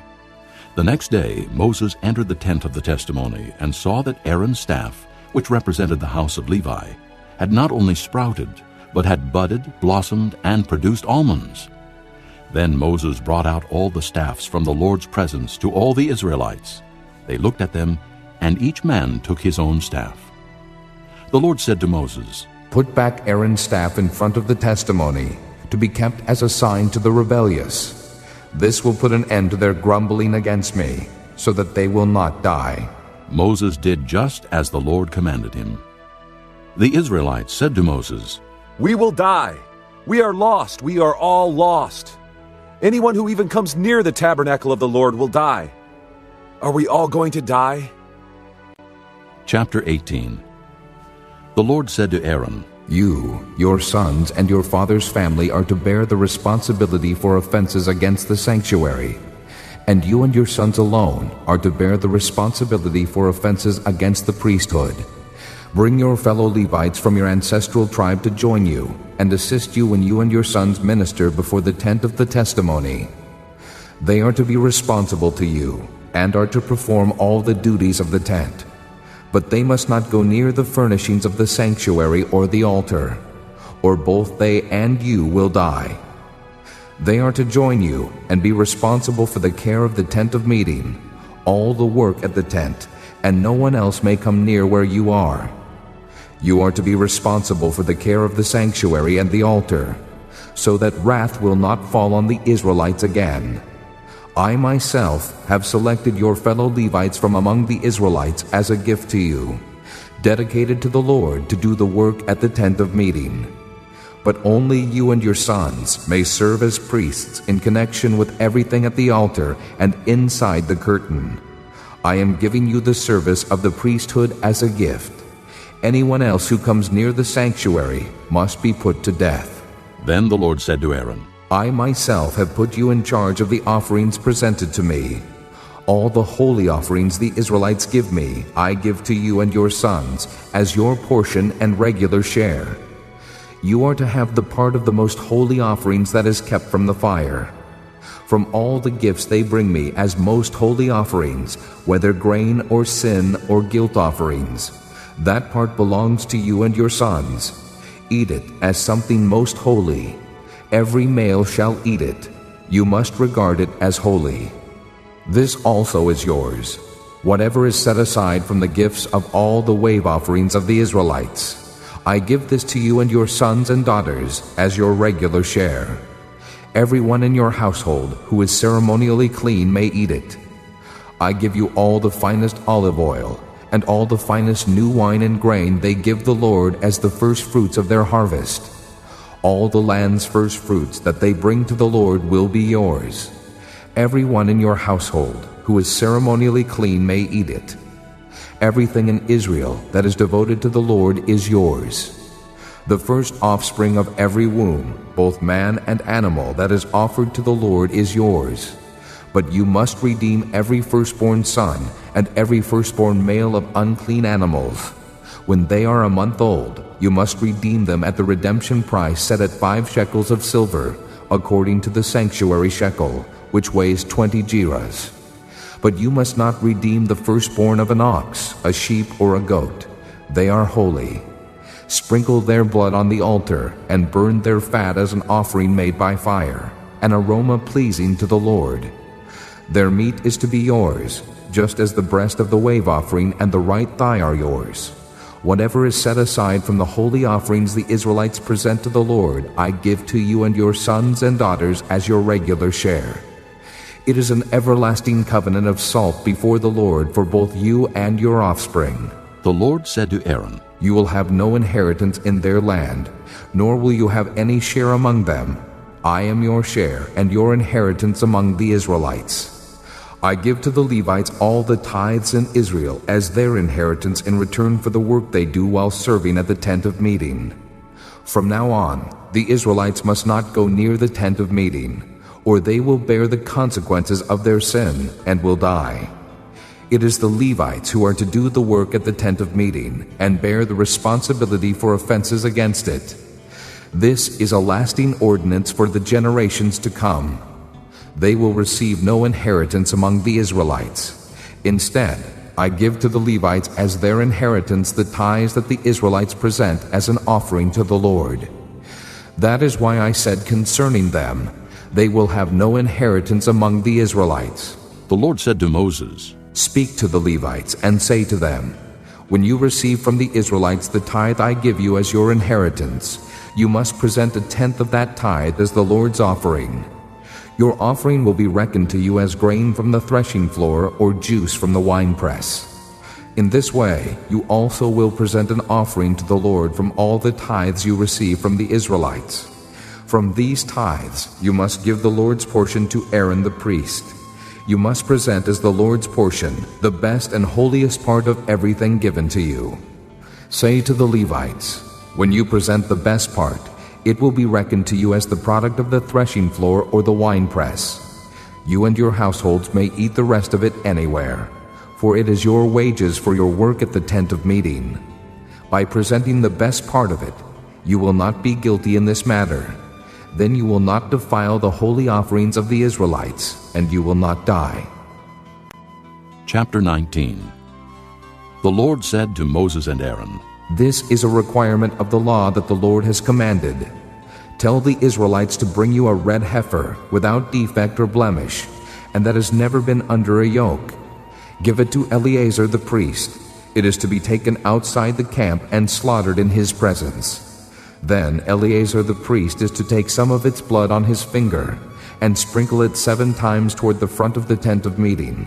While he watches, the heifer is to be burned, its hide, flesh, blood, and offal. The priest is to take some cedar wood, hyssop, and scarlet wool and throw them onto the burning heifer. After that, the priest must wash his clothes and bathe himself with water. He may then come into the camp, but he will be ceremonially unclean till evening. The man who burns it must also wash his clothes and bathe with water, and he too will be unclean till evening. A man who is clean shall gather up the ashes of the heifer and put them in a ceremonially clean place outside the camp. They shall be kept by the Israelite community for use in the water of cleansing. It is for purification from sin. The man who gathers up the ashes of the heifer must also wash his clothes, and he too will be unclean till evening. This will be a lasting ordinance, both for the Israelites and for the aliens living among them. Whoever touches the dead body of anyone will be unclean for 7 days. He must purify himself with the water on the 3rd day and on the 7th day. Then he will be clean. But if he does not purify himself on the 3rd and 7th days, he will not be clean. Whoever touches the dead body of anyone and fails to purify himself defiles the Lord's tabernacle. That person must be cut off from Israel. Because the water of cleansing has not been sprinkled on him, he is unclean. His uncleanness remains on him. This is the law that applies when a person dies in a tent. Anyone who enters the tent and anyone who is in it will be unclean for 7 days. And every open container without a lid fastened on it will be unclean. Anyone out in the open who touches someone who has been killed with a sword, or someone who has died a natural death, or anyone who touches a human bone or a grave will be unclean for 7 days. For the unclean person, put some ashes from the burnt purification offering into a jar and pour fresh water over them. Then a man who is ceremonially clean is to take some hyssop, dip it in the water, and sprinkle the tent and all the furnishings and the people who were there. He must also sprinkle anyone who has touched a human bone or a grave, or someone who has been killed, or someone who has died a natural death. The man who is clean is to sprinkle the unclean person on the 3rd and 7th days, and on the 7th day he is to purify him. The person being cleansed must wash his clothes and bathe with water, and that evening he will be clean. But if a person who is unclean does not purify himself, he must be cut off from the community, because he has defiled the sanctuary of the Lord. The water of cleansing has not been sprinkled on him, and he is unclean. This is a lasting ordinance for them. The man who sprinkles the water of cleansing must also wash his clothes, and anyone who touches the water of cleansing will be unclean till evening. Anything that an unclean person touches becomes unclean, and anyone who touches it becomes unclean till evening. Chapter 20. In the 1st month, the whole Israelite community arrived at the desert of Zin, and they stayed at Kadesh. There Miriam died and was buried. Now there was no water for the community, and the people gathered in opposition to Moses and Aaron. They quarreled with Moses and said, "If only we had died when our brothers fell dead before the Lord. Why did you bring the Lord's community into this desert, that we and our livestock should die here? Why did you bring us up out of Egypt to this terrible place? It has no grain or figs, grapevines or pomegranates, and there is no water to drink." Moses and Aaron went from the assembly to the entrance to the tent of meeting and fell face down, and the glory of the Lord appeared to them. The Lord said to Moses, "Take the staff, and you and your brother Aaron gather the assembly together. Speak to that rock before their eyes, and it will pour out its water. You will bring water out of the rock for the community, so they and their livestock can drink." So Moses took the staff from the Lord's presence, just as he commanded him. He and Aaron gathered the assembly together in front of the rock, and Moses said to them, "Listen, you rebels. Must we bring you water out of this rock?" Then Moses raised his arm and struck the rock twice with his staff. Water gushed out, and the community and their livestock drank.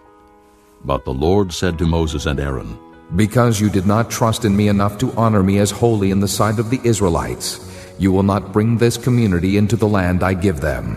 These were the waters of Meribah, where the Israelites quarreled with the Lord, and where he showed himself holy among them. Moses sent messengers from Kadesh to the king of Edom, saying, "This is what your brother Israel says. You know about all the hardships that have come upon us. Our forefathers went down into Egypt, and we lived there many years. The Egyptians mistreated us and our fathers. But when we cried out to the Lord, he heard our cry and sent an angel and brought us out of Egypt. Now we are here at Kadesh, a town on the edge of your territory. Please, let us pass through your country. We will not go through any field or vineyard or drink water from any well. We will travel along the king's highway and not turn to the right or to the left until we have passed through your territory." But Edom answered, "You may not pass through here. If you try, we will march out and attack you with the sword." The Israelites replied, "We will go along the main road, and if we or our livestock drink any of your water, we will pay for it. We only want to pass through on foot, nothing else." Again they answered, "You may not pass through." Then Edom came out against them with a large and powerful army. Since Edom refused to let them go through their territory, Israel turned away from them. The whole Israelite community set out from Kadesh and came to Mount Hor. At Mount Hor, near the border of Edom, the Lord said to Moses and Aaron, "Aaron will be gathered to his people. He will not enter the land I give the Israelites, because both of you rebelled against my command at the waters of Meribah. Get Aaron and his son Eleazar and take them up Mount Hor. Remove Aaron's garments and put them on his son Eleazar, for Aaron will be gathered to his people. He will die there." Moses did as the Lord commanded. They went up Mount Hor in the sight of the whole community. Moses removed Aaron's garments and put them on his son Eleazar, and Aaron died there on top of the mountain. Then Moses and Eleazar came down from the mountain, and when the whole community learned that Aaron had died, the entire house of Israel mourned for him 30 days. Chapter 21. When the Canaanite king of Arad, who lived in the Negev, heard that Israel was coming along the road to Atharim, he attacked the Israelites and captured some of them. Then Israel made this vow to the Lord: If you will deliver these people into our hands, we will totally destroy their cities. The Lord listened to Israel's plea and gave the Canaanites over to them. They completely destroyed them and their towns, so the place was named Hormah. They traveled from Mount Hor along the route to the Red Sea to go around Edom. But the people grew impatient on the way. They spoke against God and against Moses and said, Why have you brought us up out of Egypt to die in the desert? There is no bread, there is no water, and we detest this miserable food. Then the Lord sent venomous snakes among them. They bit the people, and many Israelites died. The people came to Moses and said, We sinned when we spoke against the Lord and against you. Pray that the Lord will take the snakes away from us. So Moses prayed for the people. The Lord said to Moses, Make a snake and put it up on a pole. Anyone who is bitten can look at it and live. So Moses made a bronze snake and put it up on a pole. Then when anyone was bitten by a snake and looked at the bronze snake, he lived. The Israelites moved on and camped at Oboth. Then they set out from Oboth and camped in Abarim, in the desert that faces Moab toward the sunrise. From there they moved on and camped in the Zered Valley. They set out from there and camped alongside the Arnon, which is in the desert extending into Amorite territory. The Arnon is the border of Moab, between Moab and the Amorites. That is why the book of the wars of the Lord says, Waheb in Suphah and the ravines, the Arnon and the slopes of the ravines that lead to the site of Ar, and lie along the border of Moab. From there they continued on to Beer, the well where the Lord said to Moses, Gather the people together, and I will give them water. Then Israel sang this song, Spring up, O well! Sing about it, about the well that the princes dug, that the nobles of the people sank, the nobles with scepters and staffs. Then they went from the desert to Mattanah, from Mattanah to Nahaliel, from Nahaliel to Bamoth, and from Bamoth to the valley in Moab, where the top of Pisgah overlooks the wasteland. Israel sent messengers to say to Sihon, king of the Amorites, Let us pass through your country. We will not turn aside into any field or vineyard, or drink water from any well. We will travel along the king's highway until we have passed through your territory. But Sihon would not let Israel pass through his territory. He mustered his entire army and marched out into the desert against Israel. When he reached Jahaz, he fought with Israel.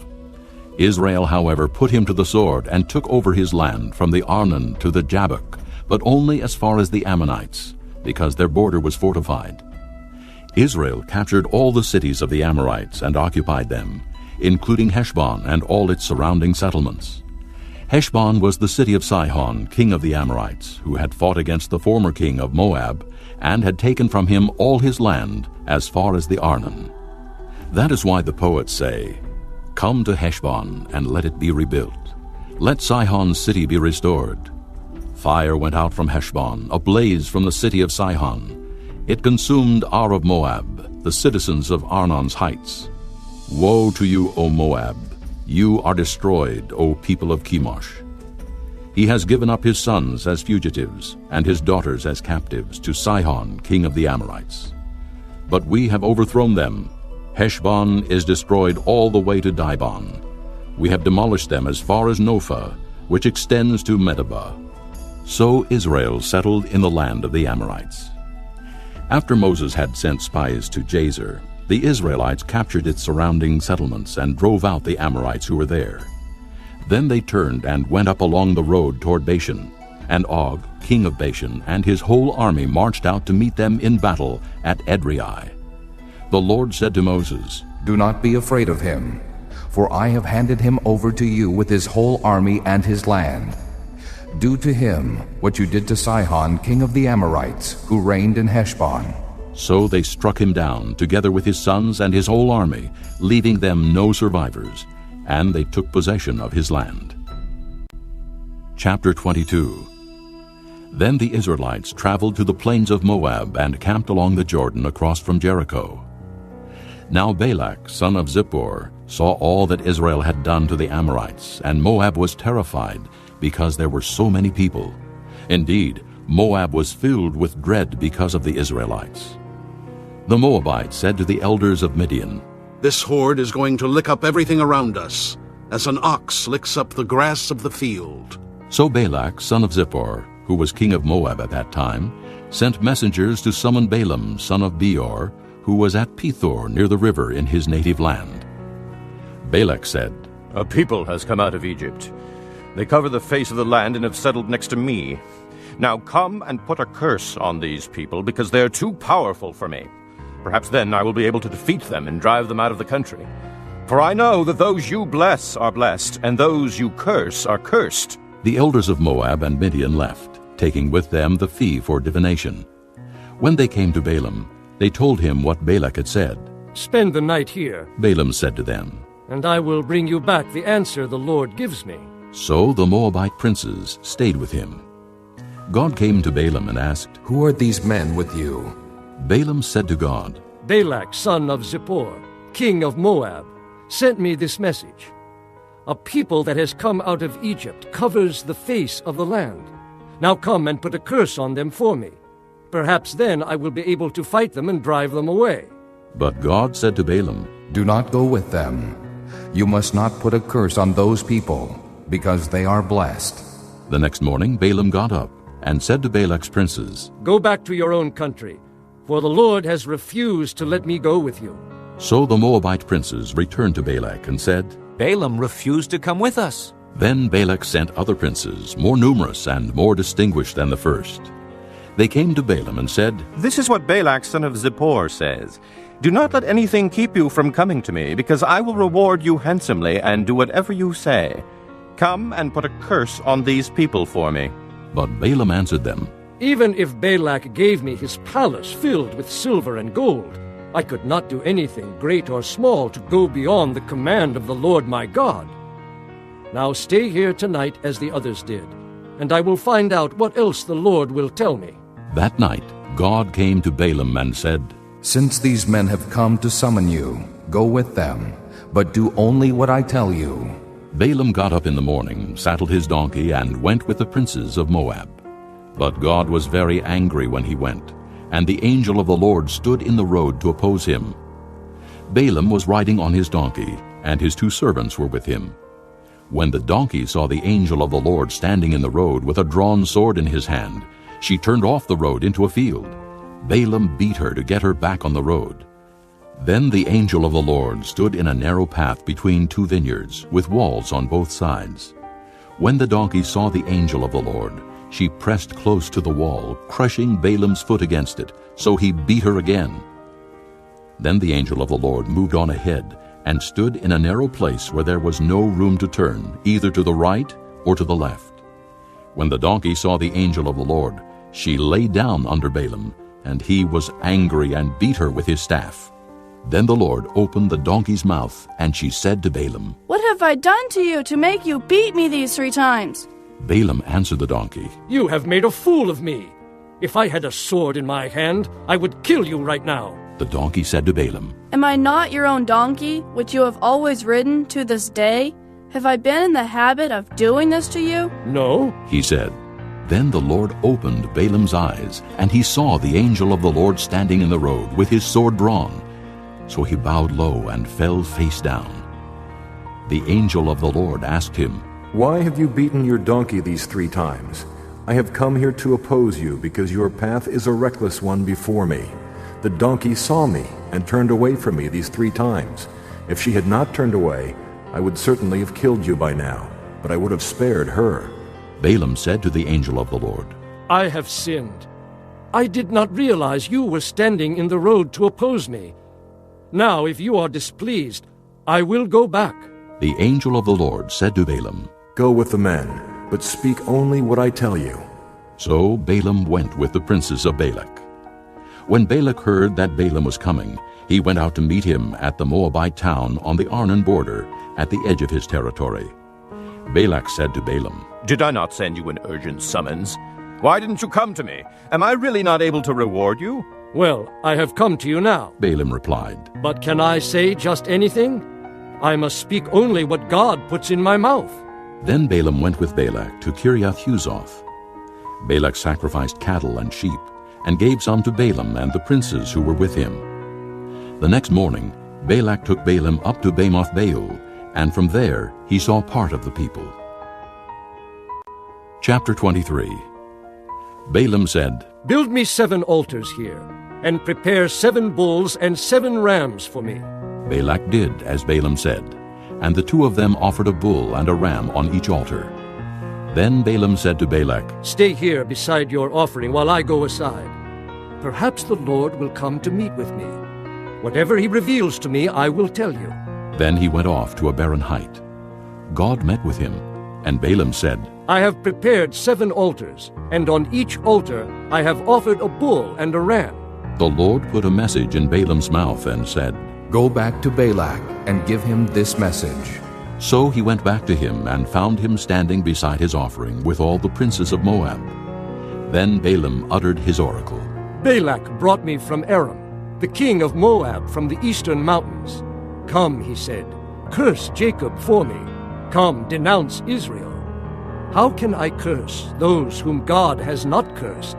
How can I denounce those whom the Lord has not denounced? From the rocky peaks I see them. From the heights I view them. I see a people who live apart and do not consider themselves one of the nations. Who can count the dust of Jacob or number the 4th part of Israel? Let me die the death of the righteous, and may my end be like theirs. Balak said to Balaam, What have you done to me?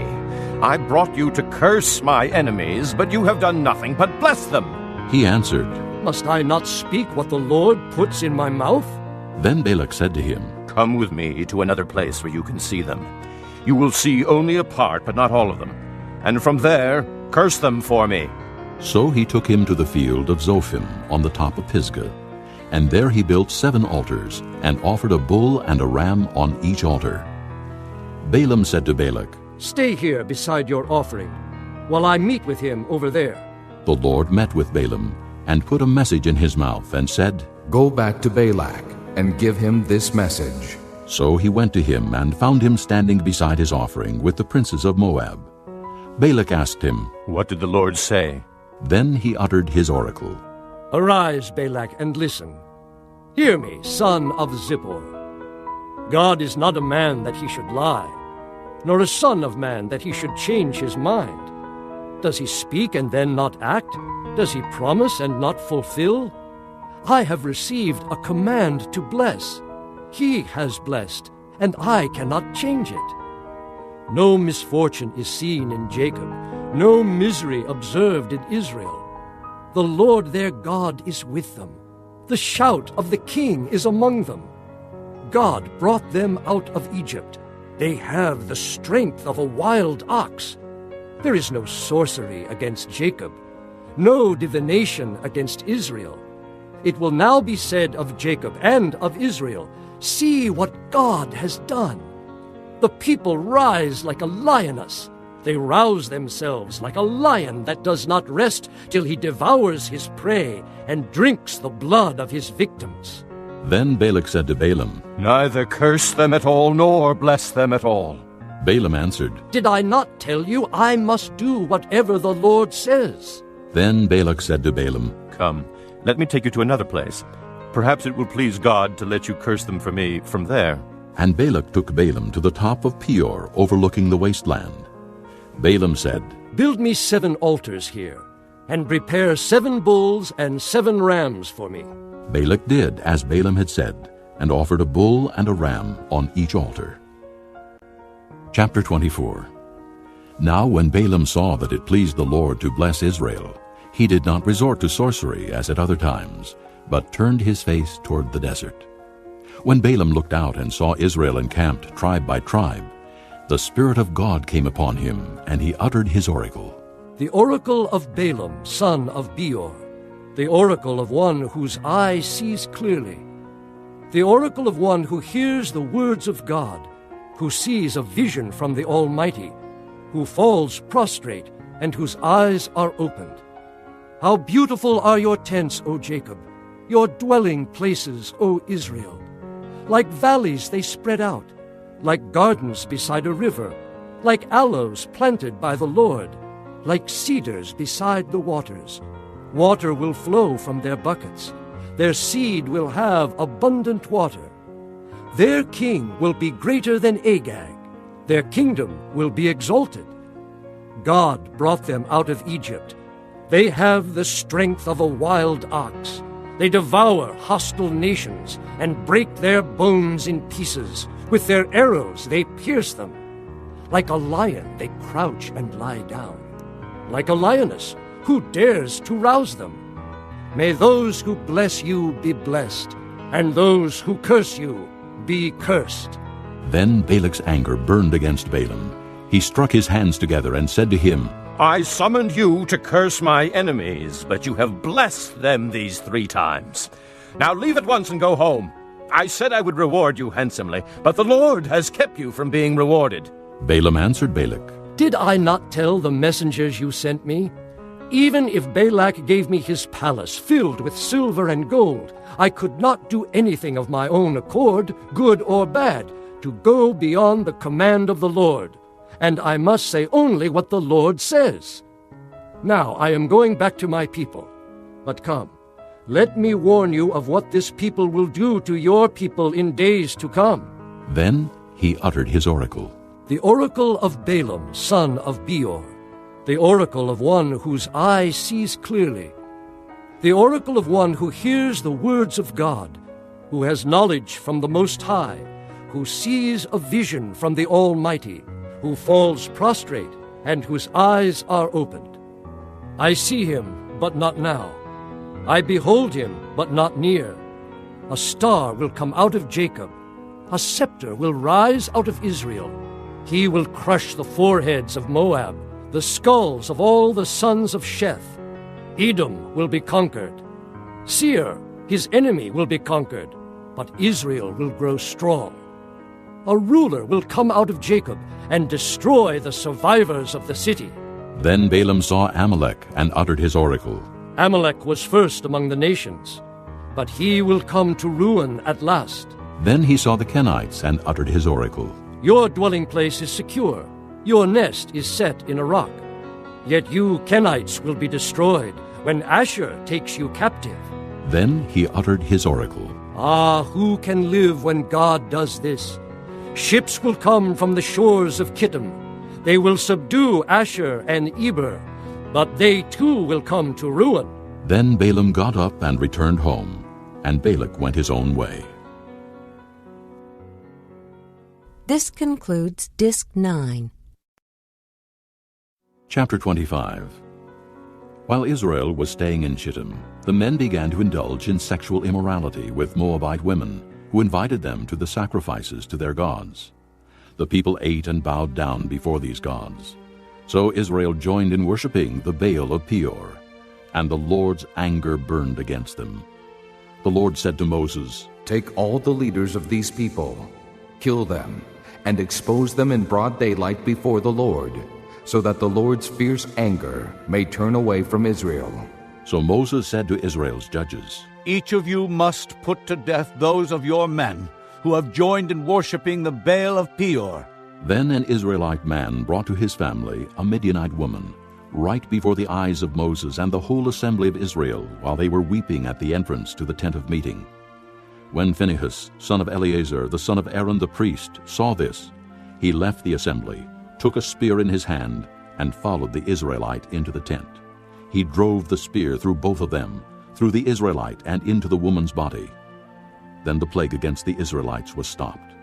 But those who died in the plague numbered 24,000. The Lord said to Moses, Phinehas, son of Eleazar, the son of Aaron, the priest, has turned my anger away from the Israelites. For he was as zealous as I am for my honor among them, so that in my zeal I did not put an end to them.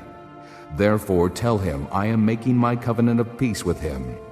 He and his descendants will have a covenant of a lasting priesthood, because he was zealous for the honor of his God and made atonement for the Israelites.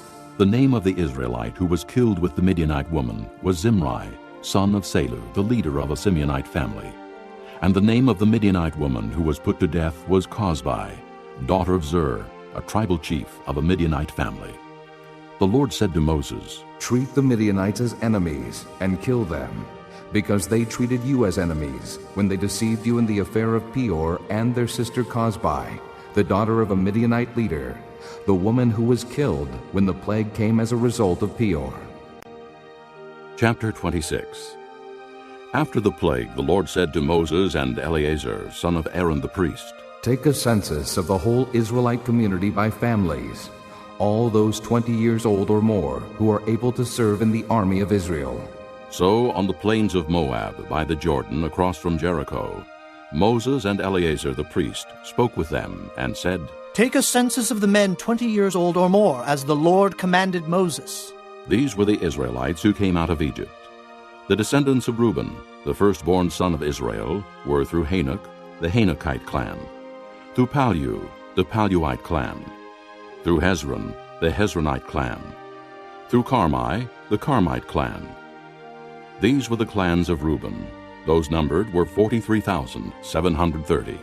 The son of Palu was Eliab, and the sons of Eliab were Nemuel, Dathan, and Abiram. The same Dathan and Abiram were the community officials who rebelled against Moses and Aaron, and were among Korah's followers when they rebelled against the Lord. The earth opened its mouth and swallowed them along with Korah, whose followers died when the fire devoured the 250 men. And they served as a warning sign. The line of Korah, however, did not die out. The descendants of Simeon by their clans were through Nemuel, the Nemuelite clan, through Jamin, the Jaminite clan, through Jachin, the Jachinite clan, through Zerah, the Zerahite clan, through Shaul, the Shaulite clan. These were the clans of Simeon. There were 22,200 men. The descendants of Gad by their clans were through Zephon, the Zephonite clan, through Haggi, the Haggite clan, through Shunai, the Shunite clan, through Ozni, the Oznite clan, through Eri, the Erite clan, through Eridai, the Eridite clan, through Areli, the Arelite clan. These were the clans of Gad. Those numbered were 40,500. And Onan were sons of Judah, but they died in Canaan. The descendants of Judah by their clans were through Shelah, the Shelonite clan, through Perez, the Perezite clan, through Zerah, the Zerahite clan. The descendants of Perez were through Hezron, the Hezronite clan, through Hamul, the Hamelite clan. These were the clans of Judah. Those numbered were 76,500. The descendants of Issachar by their clans were through Tola, the Tolaite clan, through Pua, the Puite clan, through Jashub, the Jashabite clan, through Shimron, the Shimronite clan. These were the clans of Issachar. Those numbered were 64,300. The descendants of Zebulun by their clans were through Sirid, the Siridite clan, through Elon, the Elonite clan, through Jaleel, the Jaleelite clan. These were the clans of Zebulun. Those numbered were 60,500. The descendants of Joseph by their clans through Manasseh and Ephraim were the descendants of Manasseh, through Machir, the Machirite clan. Machir was the father of Gilead, through Gilead, the Gileadite clan. These were the descendants of Gilead, through Iezer, the Iezerite clan, through Helek, the Helekite clan, through Asriel, the Asrielite clan, through Shechem, the Shechemite clan, through Shemida, the Shemidaite clan, through Hepher, the Hepherite clan. Zelophehad, son of Hepher, had no sons. He had only daughters, whose names were Mahlah, Noah, Hoglah, Milcah, and Tirzah. These were the clans of Manasseh. Those numbered were 52,700. These were the descendants of Ephraim by their clans, through Shuthelah, the Shuthelahite clan, through Becher, the Becherite clan, through Tahan, the Tahanite clan. These were the descendants of Shuthelah, through Aaron, the Aaronite clan. These were the clans of Ephraim. Those numbered were 32,500. These were the descendants of Joseph by their clans. The descendants of Benjamin by their clans were through Bela, the Belaite clan, through Ashbel, the Ashbelite clan, through Ahiram, the Ahiramite clan, through Shupham, the Shuphamite clan, through Hupham, the Huphamite clan. The descendants of Bela through Ard and Naaman were through Ard, the Ardite clan, through Naaman, the Naamite clan. These were the clans of Benjamin. Those numbered were 45,600. These were the descendants of Dan by their clans, through Shuham, the Shuhamite clan. These were the clans of Dan. All of them were Shuhamite clans, and those numbered were 64,400. The descendants of Asher by their clans were through Imnah, the Imnite clan, through Ishvi, the Ishvite clan, through Beriah, the Beriite clan, and through the descendants of Beriah, through Heber, the Heberite clan, through Malchiel, the Malchielite clan. Asher had a daughter named Sirah. These were the clans of Asher. Those numbered were 53,400. The descendants of Naphtali by their clans were through Jaziel, the Jazielite clan, through Guni, the Gunite clan, through Jezer, the Jezerite clan, through Shillem, the Shillemite clan. These were the clans of Naphtali. Those numbered were 45,400. The total number of the men of Israel was 601,730. The Lord said to Moses, "The land is to be allotted to them as an inheritance based on the number of names.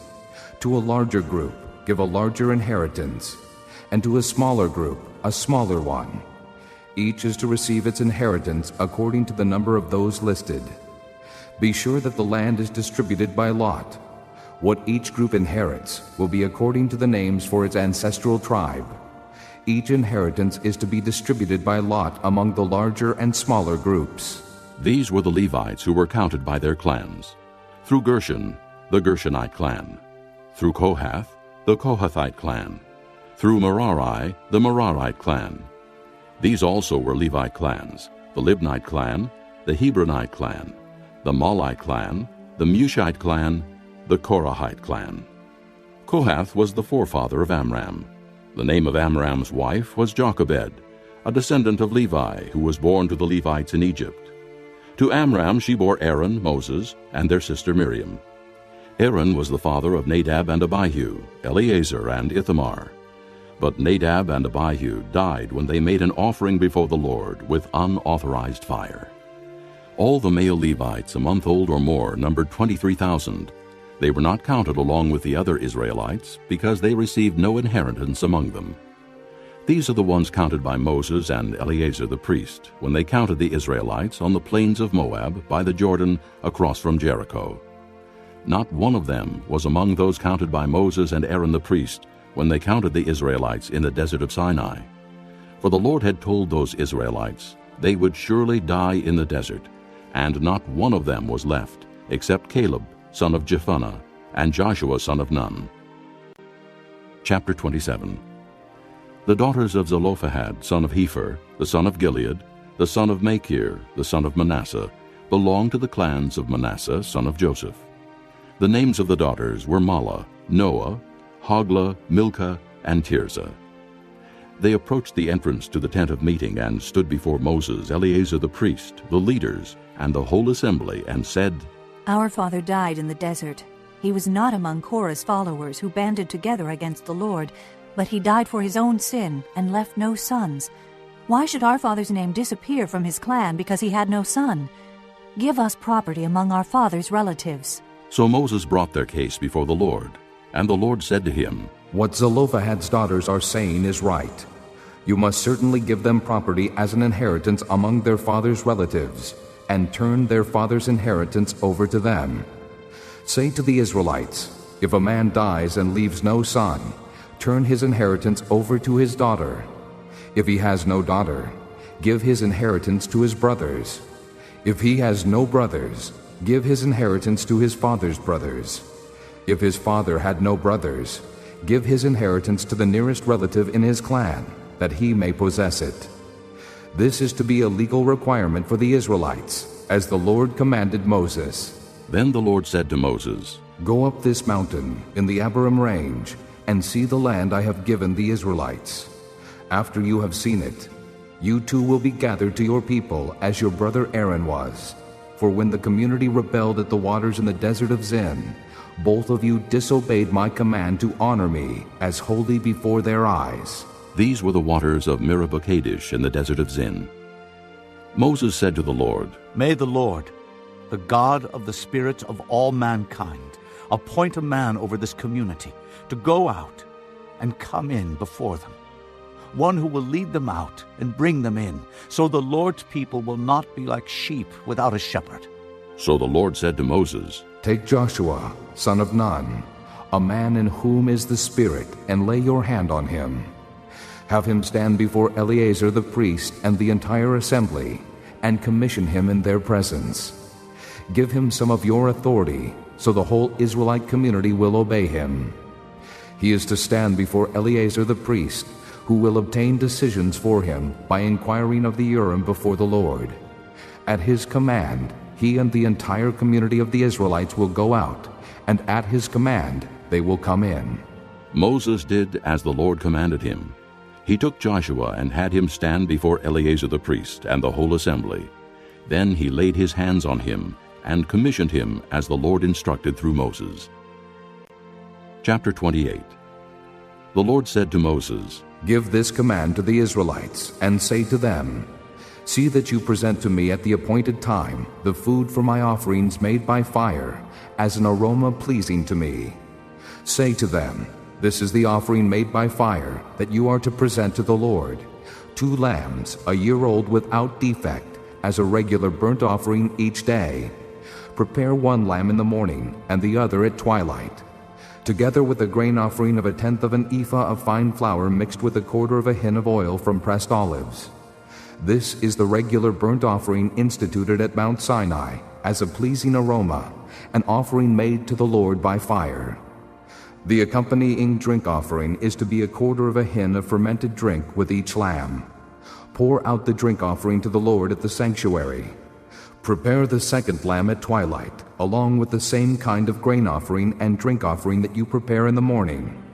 This is an offering made by fire, an aroma pleasing to the Lord. On the Sabbath day, make an offering of 2 lambs a year old without defect, together with its drink offering and a grain offering of 2/10 of an ephah of fine flour mixed with oil. This is the burnt offering for every Sabbath, in addition to the regular burnt offering and its drink offering. On the 1st of every month, present to the Lord a burnt offering of 2 young bulls, 1 ram, and 7 male lambs a year old, all without defect. With each bull there is to be a grain offering of 3/10 of an ephah of fine flour mixed with oil. With the ram, a grain offering of 2/10 of an ephah of fine flour mixed with oil. And with each lamb, a grain offering of 1/10 of an ephah of fine flour mixed with oil. This is for a burnt offering, a pleasing aroma, an offering made to the Lord by fire. With each bull there is to be a drink offering of 1/2 a hin of wine, with the ram 1/3 of a hin, and with each lamb 1/4 of a hin. This is the monthly burnt offering to be made at each new moon during the year. Besides the regular burnt offering with its drink offering, 1 male goat is to be presented to the Lord as a sin offering. On the 14th day of the 1st month the Lord's Passover is to be held. On the 15th day of this month there is to be a festival. For 7 days eat bread made without yeast. On the 1st day hold a sacred assembly and do no regular work. Present to the Lord an offering made by fire, a burnt offering of 2 young bulls, 1 ram, and 7 male lambs, a year old, all without defect. With each bull prepare a grain offering of 3/10 of an ephah of fine flour mixed with oil. With the ram, 2/10, and with each of the 7 lambs, 1/10. Include 1 male goat as a sin offering to make atonement for you. Prepare these in addition to the regular morning burnt offering. In this way, prepare the food for the offering made by fire every day for 7 days, as an aroma pleasing to the Lord. It is to be prepared in addition to the regular burnt offering, and its drink offering. On the seventh day hold a sacred assembly, and do no regular work. On the day of first fruits, when you present to the Lord an offering of new grain during the Feast of Weeks, hold a sacred assembly, and do no regular work. Present a burnt offering of 2 young bulls, 1 ram, and 7 male lambs a year old, as an aroma pleasing to the Lord. With each bull there is to be a grain offering of 3/10 of an ephah of fine flour mixed with oil. With the ram 2/10, and with each of the 7 lambs 1/10. Include 1 male goat to make atonement for you. Prepare these together with their drink offerings, in addition to the regular burnt offering and its grain offering. Be sure the animals are without defect. Chapter 29. On the first day of the 7th month, hold a sacred assembly, and do no regular work. It is a day for you to sound the trumpets. As an aroma pleasing to the Lord, prepare a burnt offering of 1 young bull, 1 ram, and 7 male lambs a year old, all without defect. With the bull, prepare a grain offering of 3/10 of an ephah of fine flour mixed with oil. With the ram 2/10, and with each of the 7 lambs 1/10. Include 1 male goat as a sin offering to make atonement for you. These are in addition to the monthly and daily burnt offerings with their grain offerings and drink offerings as specified. They are offerings made to the Lord by fire, a pleasing aroma. On the 10th day of this 7th month, hold a sacred assembly. You must deny yourselves and do no work. Present as an aroma pleasing to the Lord a burnt offering of 1 young bull, 1 ram, and 7 male lambs a year old, all without defect. With the bull, prepare a grain offering of 3/10 of an ephah of fine flour mixed with oil. With the ram 2/10, and with each of the 7 lambs 1/10. Include 1 male goat as a sin offering, in addition to the sin offering for atonement and the regular burnt offering with its grain offering and their drink offerings. On the 15th day of the 7th month, hold a sacred assembly and do no regular work. Celebrate a festival to the Lord for 7 days. Present an offering made by fire as an aroma pleasing to the Lord, a burnt offering of 13 young bulls, 2 rams, and 14 male lambs a year old, all without defect. With each of the 13 bulls, prepare a grain offering of 3/10 of an ephah of fine flour mixed with oil. With each of the 2 rams 2/10, and with each of the 14 lambs 1/10. Include 1 male goat as a sin offering in addition to the regular burnt offering with its grain offering and drink offering.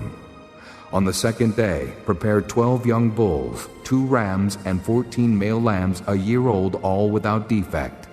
With the bulls, rams, and lambs, prepare their grain offerings and drink offerings according to the number specified. Include 1 male goat as a sin offering in addition to the regular burnt offering with its grain offering and their drink offerings. On the 3rd day, prepare 11 bulls, 2 rams, and 14 male lambs a year old, all without defect. With the bulls, rams, and lambs, prepare their grain offerings and drink offerings according to the number specified. Include 1 male goat as a sin offering in addition to the regular burnt offering with its grain offering and drink offering. On the 4th day, prepare 10 bulls, 2 rams, and 14 male lambs a year old, all without defect. With the bulls, rams, and lambs, prepare their grain offerings and drink offerings according to the number specified. Include 1 male goat as a sin offering, in addition to the regular burnt offering with its grain offering and drink offering. On the 5th day, prepare 9 bulls, 2 rams, and 14 male lambs a year old, all without defect. With the bulls, rams, and lambs, prepare their grain offerings and drink offerings according to the number specified. Include 1 male goat as a sin offering in addition to the regular burnt offering with its grain offering and drink offering. On the 6th day, prepare 8 bulls, 2 rams, and 14 male lambs a year old, all without defect.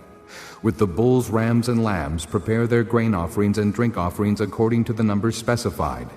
Include 1 male goat as a sin offering in addition to the regular burnt offering with its grain offering and drink offering. On the 7th day, prepare 7 bulls, 2 rams, and 14 male lambs a year old, all without defect. With the bulls, rams, and lambs, prepare their grain offerings and drink offerings according to the number specified. Include 1 male goat as a sin offering, in addition to the regular burnt offering with its grain offering and drink offering. On the 8th day, hold an assembly and do no regular work. Present an offering made by fire as an aroma pleasing to the Lord, a burnt offering of 1 bull, 1 ram, and 7 male lambs a year old, all without defect. With the bull, the ram, and the lambs, prepare their grain offerings and drink offerings according to the numbers specified. Include 1 male goat as a sin offering, in addition to the regular burnt offering with its grain offering and drink offering. In addition to what you vow and your free will offerings, prepare these for the Lord at your appointed feasts, your burnt offerings, grain offerings, drink offerings, and fellowship offerings.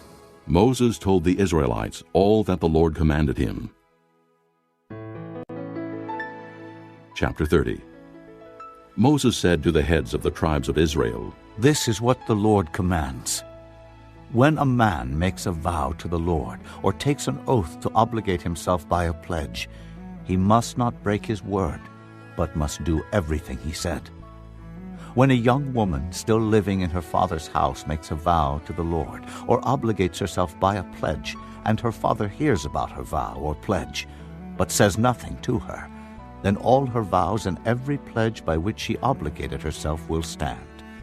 But if her father forbids her when he hears about it, none of her vows or the pledges by which she obligated herself will stand. The Lord will release her because her father has forbidden her. If she marries after she makes a vow, or after her lips utter a rash promise by which she obligates herself, and her husband hears about it but says nothing to her, then her vows or the pledges by which she obligated herself will stand. But if her husband forbids her when he hears about it, he nullifies the vow that obligates her, or the rash promise by which she obligates herself, and the Lord will release her. Any vow or obligation taken by a widow or divorced woman will be binding on her. If a woman living with her husband makes a vow or obligates herself by a pledge under oath, and her husband hears about it, but says nothing to her and does not forbid her, then all her vows or the pledges by which she obligated herself will stand. But if her husband nullifies them when he hears about them, then none of the vows or pledges that came from her lips will stand. Her husband has nullified them, and the Lord will release her. Her husband may confirm or nullify any vow she makes or any sworn pledge to deny herself. But if her husband says nothing to her about it from day to day, then he confirms all her vows or the pledges binding on her. He confirms them by saying nothing to her when he hears about them. If, however, he nullifies them some time after he hears about them, then he is responsible for her guilt. These are the regulations the Lord gave Moses concerning relationships between a man and his wife, and between a father and his young daughter still living in his house. Chapter 31. The Lord said to Moses, "Take vengeance on the Midianites for the Israelites. After that, you will be gathered to your people." So Moses said to the people, "Arm some of your men to go to war against the Midianites, and to carry out the Lord's vengeance on them. Send into battle 1,000 men from each of the tribes of Israel." So 12,000 men armed for battle, 1,000 from each tribe, were supplied from the clans of Israel. Moses sent them into battle, 1,000 from each tribe, along with Phinehas, son of Eleazar the priest, who took with him articles from the sanctuary and the trumpets for signaling. They fought against Midian as the Lord commanded Moses, and killed every man. Among their victims were Evi, Rechem, Zur, Hur, and Reba, the 5 kings of Midian. They also killed Balaam, son of Beor, with the sword. The Israelites captured the Midianite women and children, and took all the Midianite herds, flocks, and goods as plunder. They burned all the towns where the Midianites had settled, as well as all their camps. They took all the plunder and spoils, including the people and animals, and brought the captive spoils and plunder to Moses and Eleazar the priest, and the Israelite assembly at their camp on the plains of Moab, by the Jordan across from Jericho. Moses, Eleazar the priest, and all the leaders of the community went to meet them outside the camp. Moses was angry with the officers of the army, the commanders of thousands and commanders of hundreds, who returned from the battle. Have you allowed all the women to live? He asked them. They were the ones who followed Balaam's advice, and were the means of turning the Israelites away from the Lord in what happened at Peor, so that a plague struck the Lord's people. Now kill all the boys, and kill every woman who has slept with a man, but save for yourselves every girl who has never slept with a man. All of you who have killed anyone or touched anyone who was killed must stay outside the camp 7 days.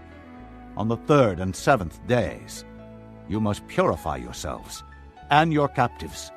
Purify every garment as well as everything made of leather, goat hair, or wood. Then Eleazar the priest said to the soldiers who had gone into battle, This is the requirement of the law that the Lord gave Moses. Gold, silver, bronze, iron, tin, lead, and anything else that can withstand fire must be put through the fire, and then it will be clean. But it must also be purified with the water of cleansing, and whatever cannot withstand fire must be put through that water. On the 7th day wash your clothes, and you will be clean. Then you may come into the camp. The Lord said to Moses, You and Eleazar the priest and the family heads of the community are to count all the people and animals that were captured. Divide the spoils between the soldiers who took part in the battle and the rest of the community.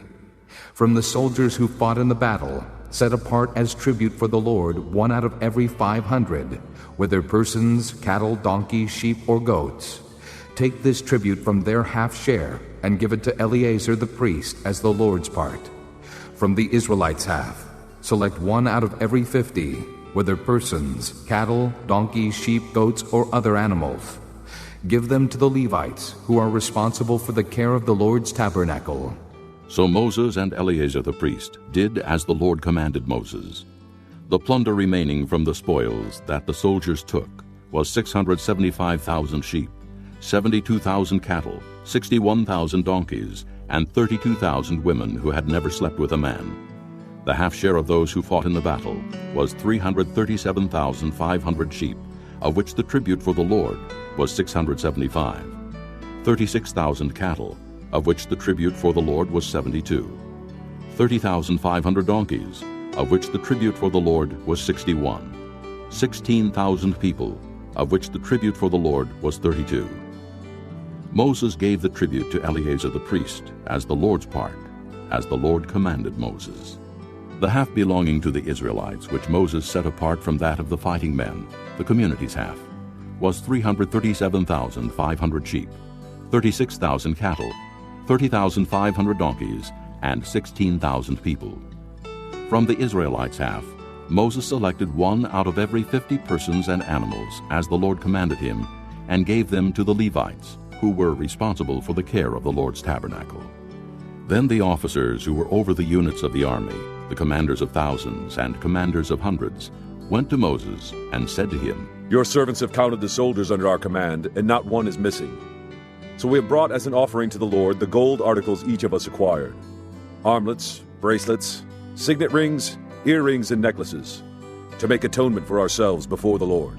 Moses and Eleazar the priest accepted from them the gold, all the crafted articles. All the gold from the commanders of thousands and commanders of hundreds that Moses and Eleazar presented as a gift to the Lord weighed 16,750 shekels. Each soldier had taken plunder for himself. Moses and Eleazar the priest accepted the gold from the commanders of thousands and commanders of hundreds and brought it into the tent of meeting as a memorial for the Israelites before the Lord. Chapter 32. The Reubenites and Gadites, who had very large herds and flocks, saw that the lands of Jazer and Gilead were suitable for livestock. So they came to Moses and Eleazar the priest and to the leaders of the community and said, Ataroth, Dibon, Jazer, Nimrah, Heshbon, Elealeh, Sebam, Nebo, and Beon, the land the Lord subdued before the people of Israel, are suitable for livestock, and your servants have livestock. If we have found favor in your eyes, they said, let this land be given to your servants as our possession. Do not make us cross the Jordan. Moses said to the Gadites and Reubenites, Shall your countrymen go to war while you sit here? Why do you discourage the Israelites from going over into the land the Lord has given them? This is what your fathers did when I sent them from Kadesh Barnea to look over the land. After they went up to the valley of Eshcol and viewed the land, they discouraged the Israelites from entering the land the Lord had given them.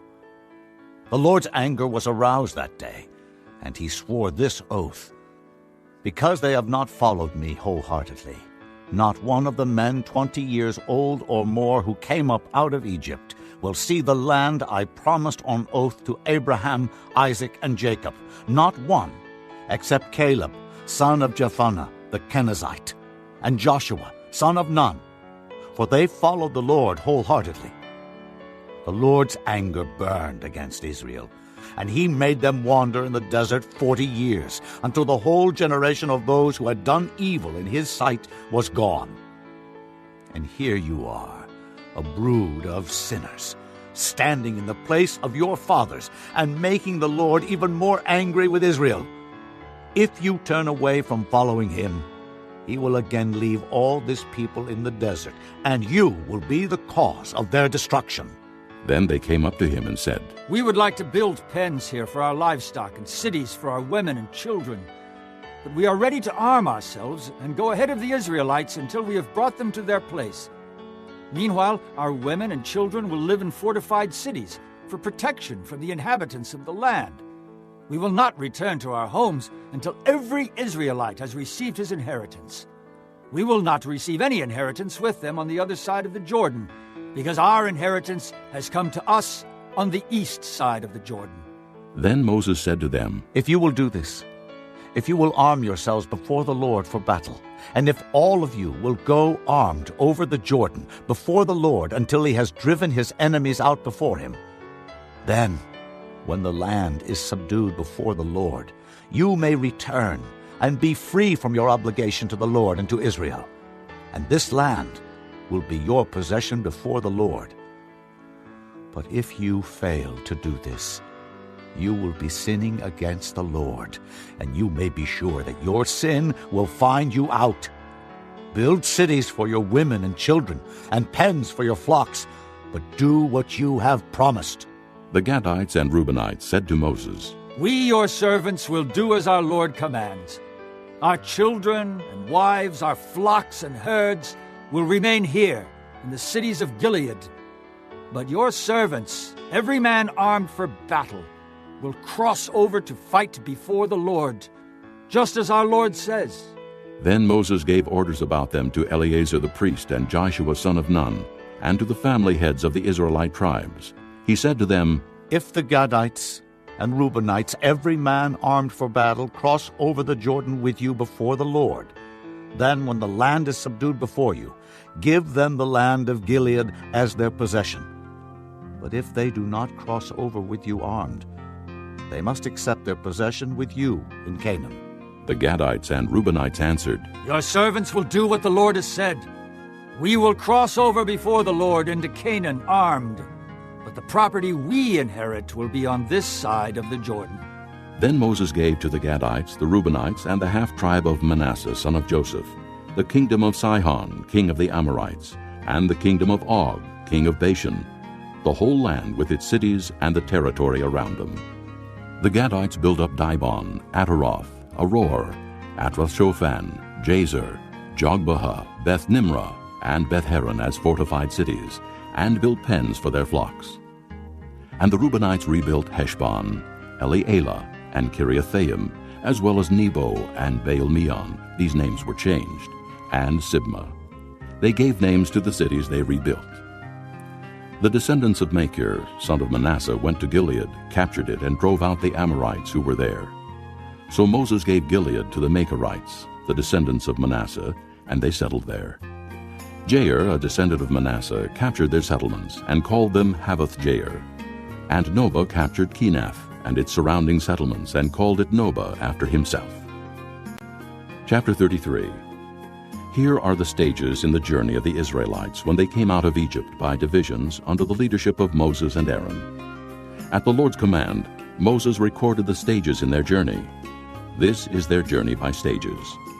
The Israelites set out from Ramesses on the 15th day of the first month, the day after the Passover. They marched out boldly in full view of all the Egyptians, who were burying all their firstborn, whom the Lord had struck down among them, for the Lord had brought judgment on their gods. The Israelites left Ramesses and camped at Succoth. They left Succoth and camped at Etham on the edge of the desert. They left Etham, turned back to Pi-hahiroth, to the east of Baal-zephon, and camped near Migdol. They left Pi-hahiroth and passed through the sea into the desert, and when they had traveled for 3 days in the desert of Etham, they camped at Merah. They left Merah and went to Elim, where there were 12 springs and 70 palm trees, and they camped there. They left Elim and camped by the Red Sea. They left the Red Sea and camped in the desert of Sin.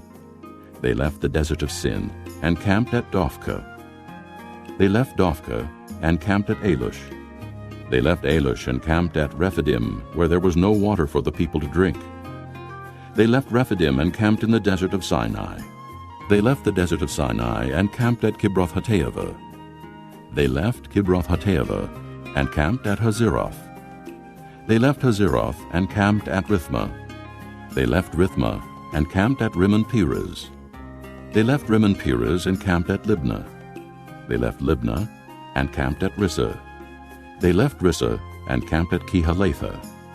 They left Kehalatha and camped at Mount Shepher. They left Mount Shepher and camped at Harada. They left Harada and camped at Makheloth. They left Makheloth and camped at Tahath. They left Tahath and camped at Terah. They left Terah and camped at Mithkah. They left Mithkah and camped at Hashmonah. They left Hashmonah and camped at Moseroth. They left Moseroth and camped at Beni-Jaakon. They left Beni-Jaakon and camped at Hor-Haggidgad. They left Hor-Haggidgad and camped at Jotbathah. They left Jotbathah and camped at Abrona. They left Abrona and camped at Ezion-Geber. They left Ezion-Geber and camped at Kadesh in the desert of Zin. They left Kadesh and camped at Mount Hor on the border of Edom. At the Lord's command, Aaron the priest went up Mount Hor, where he died on the first day of the 5th month of the 40th year after the Israelites came out of Egypt. Aaron was 123 years old when he died on Mount Hor. The Canaanite king of Arad, who lived in the Negev of Canaan, heard that the Israelites were coming. They left Mount Hor and camped at Zalmonah. They left Zalmonah and camped at Punon. They left Punon and camped at Oboth. They left Oboth and camped at Aya-Abarim on the border of Moab. They left Ayim and camped at Dibon-Gad. They left Dibon-Gad and camped at Almon-Diblathaim. They left Almon-Diblathaim and camped in the mountains of Abarim near Nebo. They left the mountains of Abarim and camped on the plains of Moab by the Jordan across from Jericho. There on the plains of Moab they camped along the Jordan from Beth-Jeshemoth to Abel-Shittim. On the plains of Moab, by the Jordan across from Jericho, the Lord said to Moses, "Speak to the Israelites and say to them, when you cross the Jordan into Canaan, drive out all the inhabitants of the land before you. Destroy all their carved images and their cast idols, and demolish all their high places. Take possession of the land and settle in it, for I have given you the land to possess. Distribute the land by lot, according to your clans. To a larger group give a larger inheritance, and to a smaller group a smaller one. Whatever falls to them by lot will be theirs. Distribute it according to your ancestral tribes. But if you do not drive out the inhabitants of the land, those you allow to remain will become barbs in your eyes and thorns in your sides. They will give you trouble in the land where you will live, and then I will do to you what I plan to do to them." Chapter 34. The Lord said to Moses, "Command the Israelites and say to them, when you enter Canaan, the land that will be allotted to you as an inheritance will have these boundaries. Your southern side will include some of the desert of Zin, along the border of Edom. On the east, your southern boundary will start from the end of the Salt Sea, cross south of Scorpion Pass, continue on to Zin, and go south of Kadesh Barnea. Then it will go to Hazer-Adar and over to Asmon, where it will turn, join the Wadi of Egypt, and end at the sea. Your western boundary will be the coast of the Great Sea. This will be your boundary on the west. For your northern boundary, run a line from the Great Sea to Mount Hor, and from Mount Hor to Lebo-Hamath. Then the boundary will go to Zedad, continue to Ziphron, and end at Hazer-Enon. This will be your boundary on the north. For your eastern boundary, run a line from Hazer-Enon to Shepham. The boundary will go down from Shepham to Riblah on the east side of Ain, and continue along the slopes east of the Sea of Kinnereth. Then the boundary will go down along the Jordan and end at the Salt Sea. This will be your land, with its boundaries on every side. Moses commanded the Israelites, "Assign this land by lot as an inheritance. The Lord has ordered that it be given to the 9.5 tribes, because the families of the tribe of Reuben, the tribe of Gad, and the half-tribe of Manasseh have received their inheritance. These 2.5 tribes have received their inheritance on the east side of the Jordan of Jericho, toward the sunrise." The Lord said to Moses, These are the names of the men who are to assign the land for you as an inheritance: Eleazar the priest, and Joshua son of Nun. And appoint one leader from each tribe to help assign the land.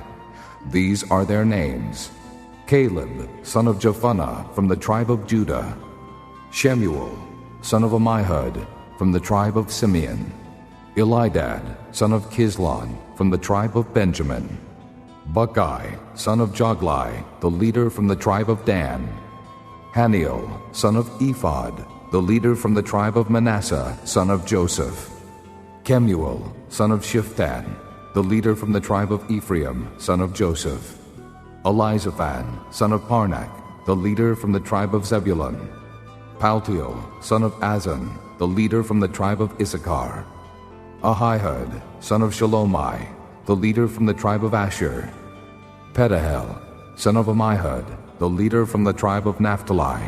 These are the men the Lord commanded to assign the inheritance to the Israelites in the land of Canaan. Chapter 35.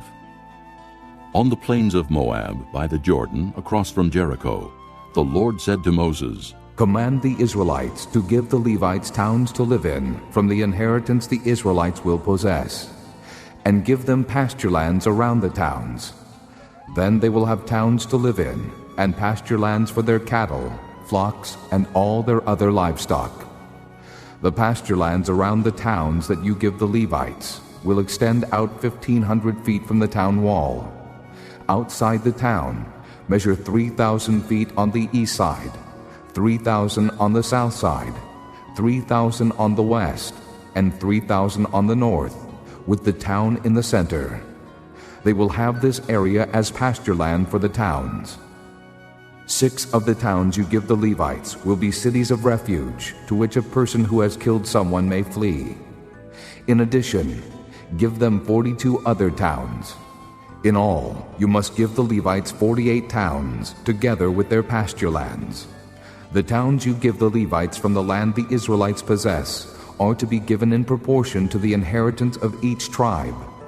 Take many towns from a tribe that has many, but few from one that has few. Then the Lord said to Moses, Speak to the Israelites and say to them, When you cross the Jordan into Canaan, select some towns to be your cities of refuge, to which a person who has killed someone accidentally may flee. They will be places of refuge from the avenger, so that a person accused of murder may not die before he stands trial before the assembly.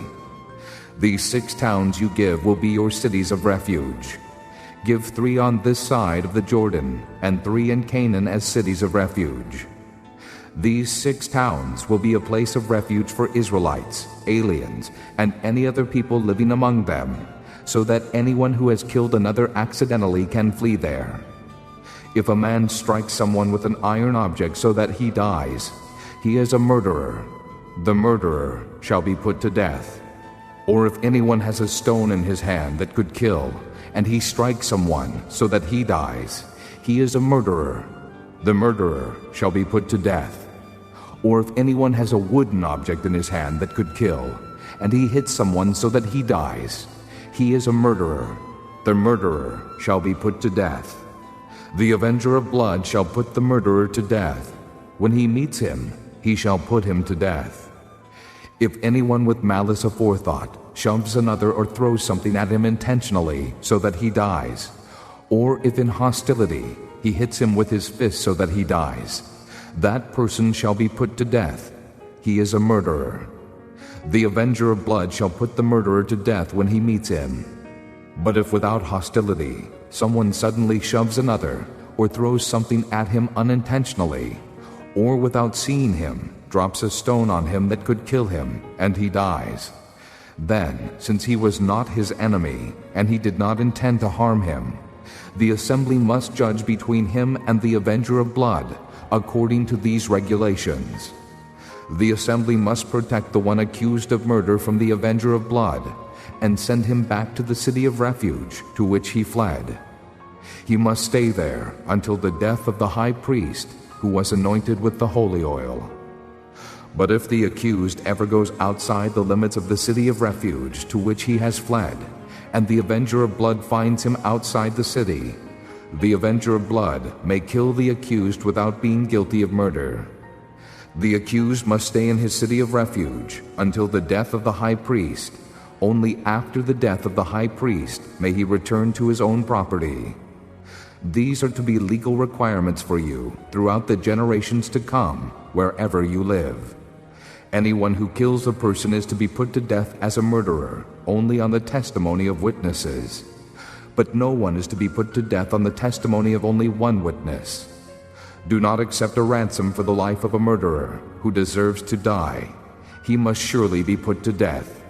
Do not accept a ransom for anyone who has fled to a city of refuge, and so allow him to go back and live on his own land before the death of the high priest.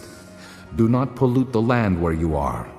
Bloodshed pollutes the land, and atonement cannot be made for the land on which blood has been shed, except by the blood of the one who shed it. Do not defile the land where you live and where I dwell, for I, the Lord, dwell among the Israelites. Chapter 36. The family heads of the clan of Gilead, son of Machir, the son of Manasseh, who were from the clans of the descendants of Joseph, came and spoke before Moses and the leaders, the heads of the Israelite families. They said, When the Lord commanded my Lord to give the land as an inheritance to the Israelites by lot, he ordered you to give the inheritance of our brother Zelophehad to his daughters. Now, suppose they marry men from other Israelite tribes. Then their inheritance will be taken from our ancestral inheritance and added to that of the tribe they marry into. And so, part of the inheritance allotted to us will be taken away. When the year of Jubilee for the Israelites comes, their inheritance will be added to that of the tribe into which they marry, and their property will be taken from the tribal inheritance of our forefathers. Then at the Lord's command, Moses gave this order to the Israelites. What the tribe of the descendants of Joseph is saying is right. This is what the Lord commands for Zelophehad's daughters. They may marry anyone they please, as long as they marry within the tribal clan of their father. No inheritance in Israel is to pass from tribe to tribe, for every Israelite shall keep the tribal land inherited from his forefathers. Every daughter who inherits land in any Israelite tribe must marry someone in her father's tribal clan, so that every Israelite will possess the inheritance of his fathers. No inheritance may pass from tribe to tribe, for each Israelite tribe is to keep the land it inherits. So Zelophehad's daughters did as the Lord commanded Moses. Zelophehad's daughters, Mahlah, Tirzah, Hoglah, Milcah, and Noah, married their cousins on their father's side. They married within the clans of the descendants of Manasseh, son of Joseph, and their inheritance remained in their father's clan and tribe. These are the commands and regulations the Lord gave through Moses to the Israelites on the plains of Moab by the Jordan, across from Jericho.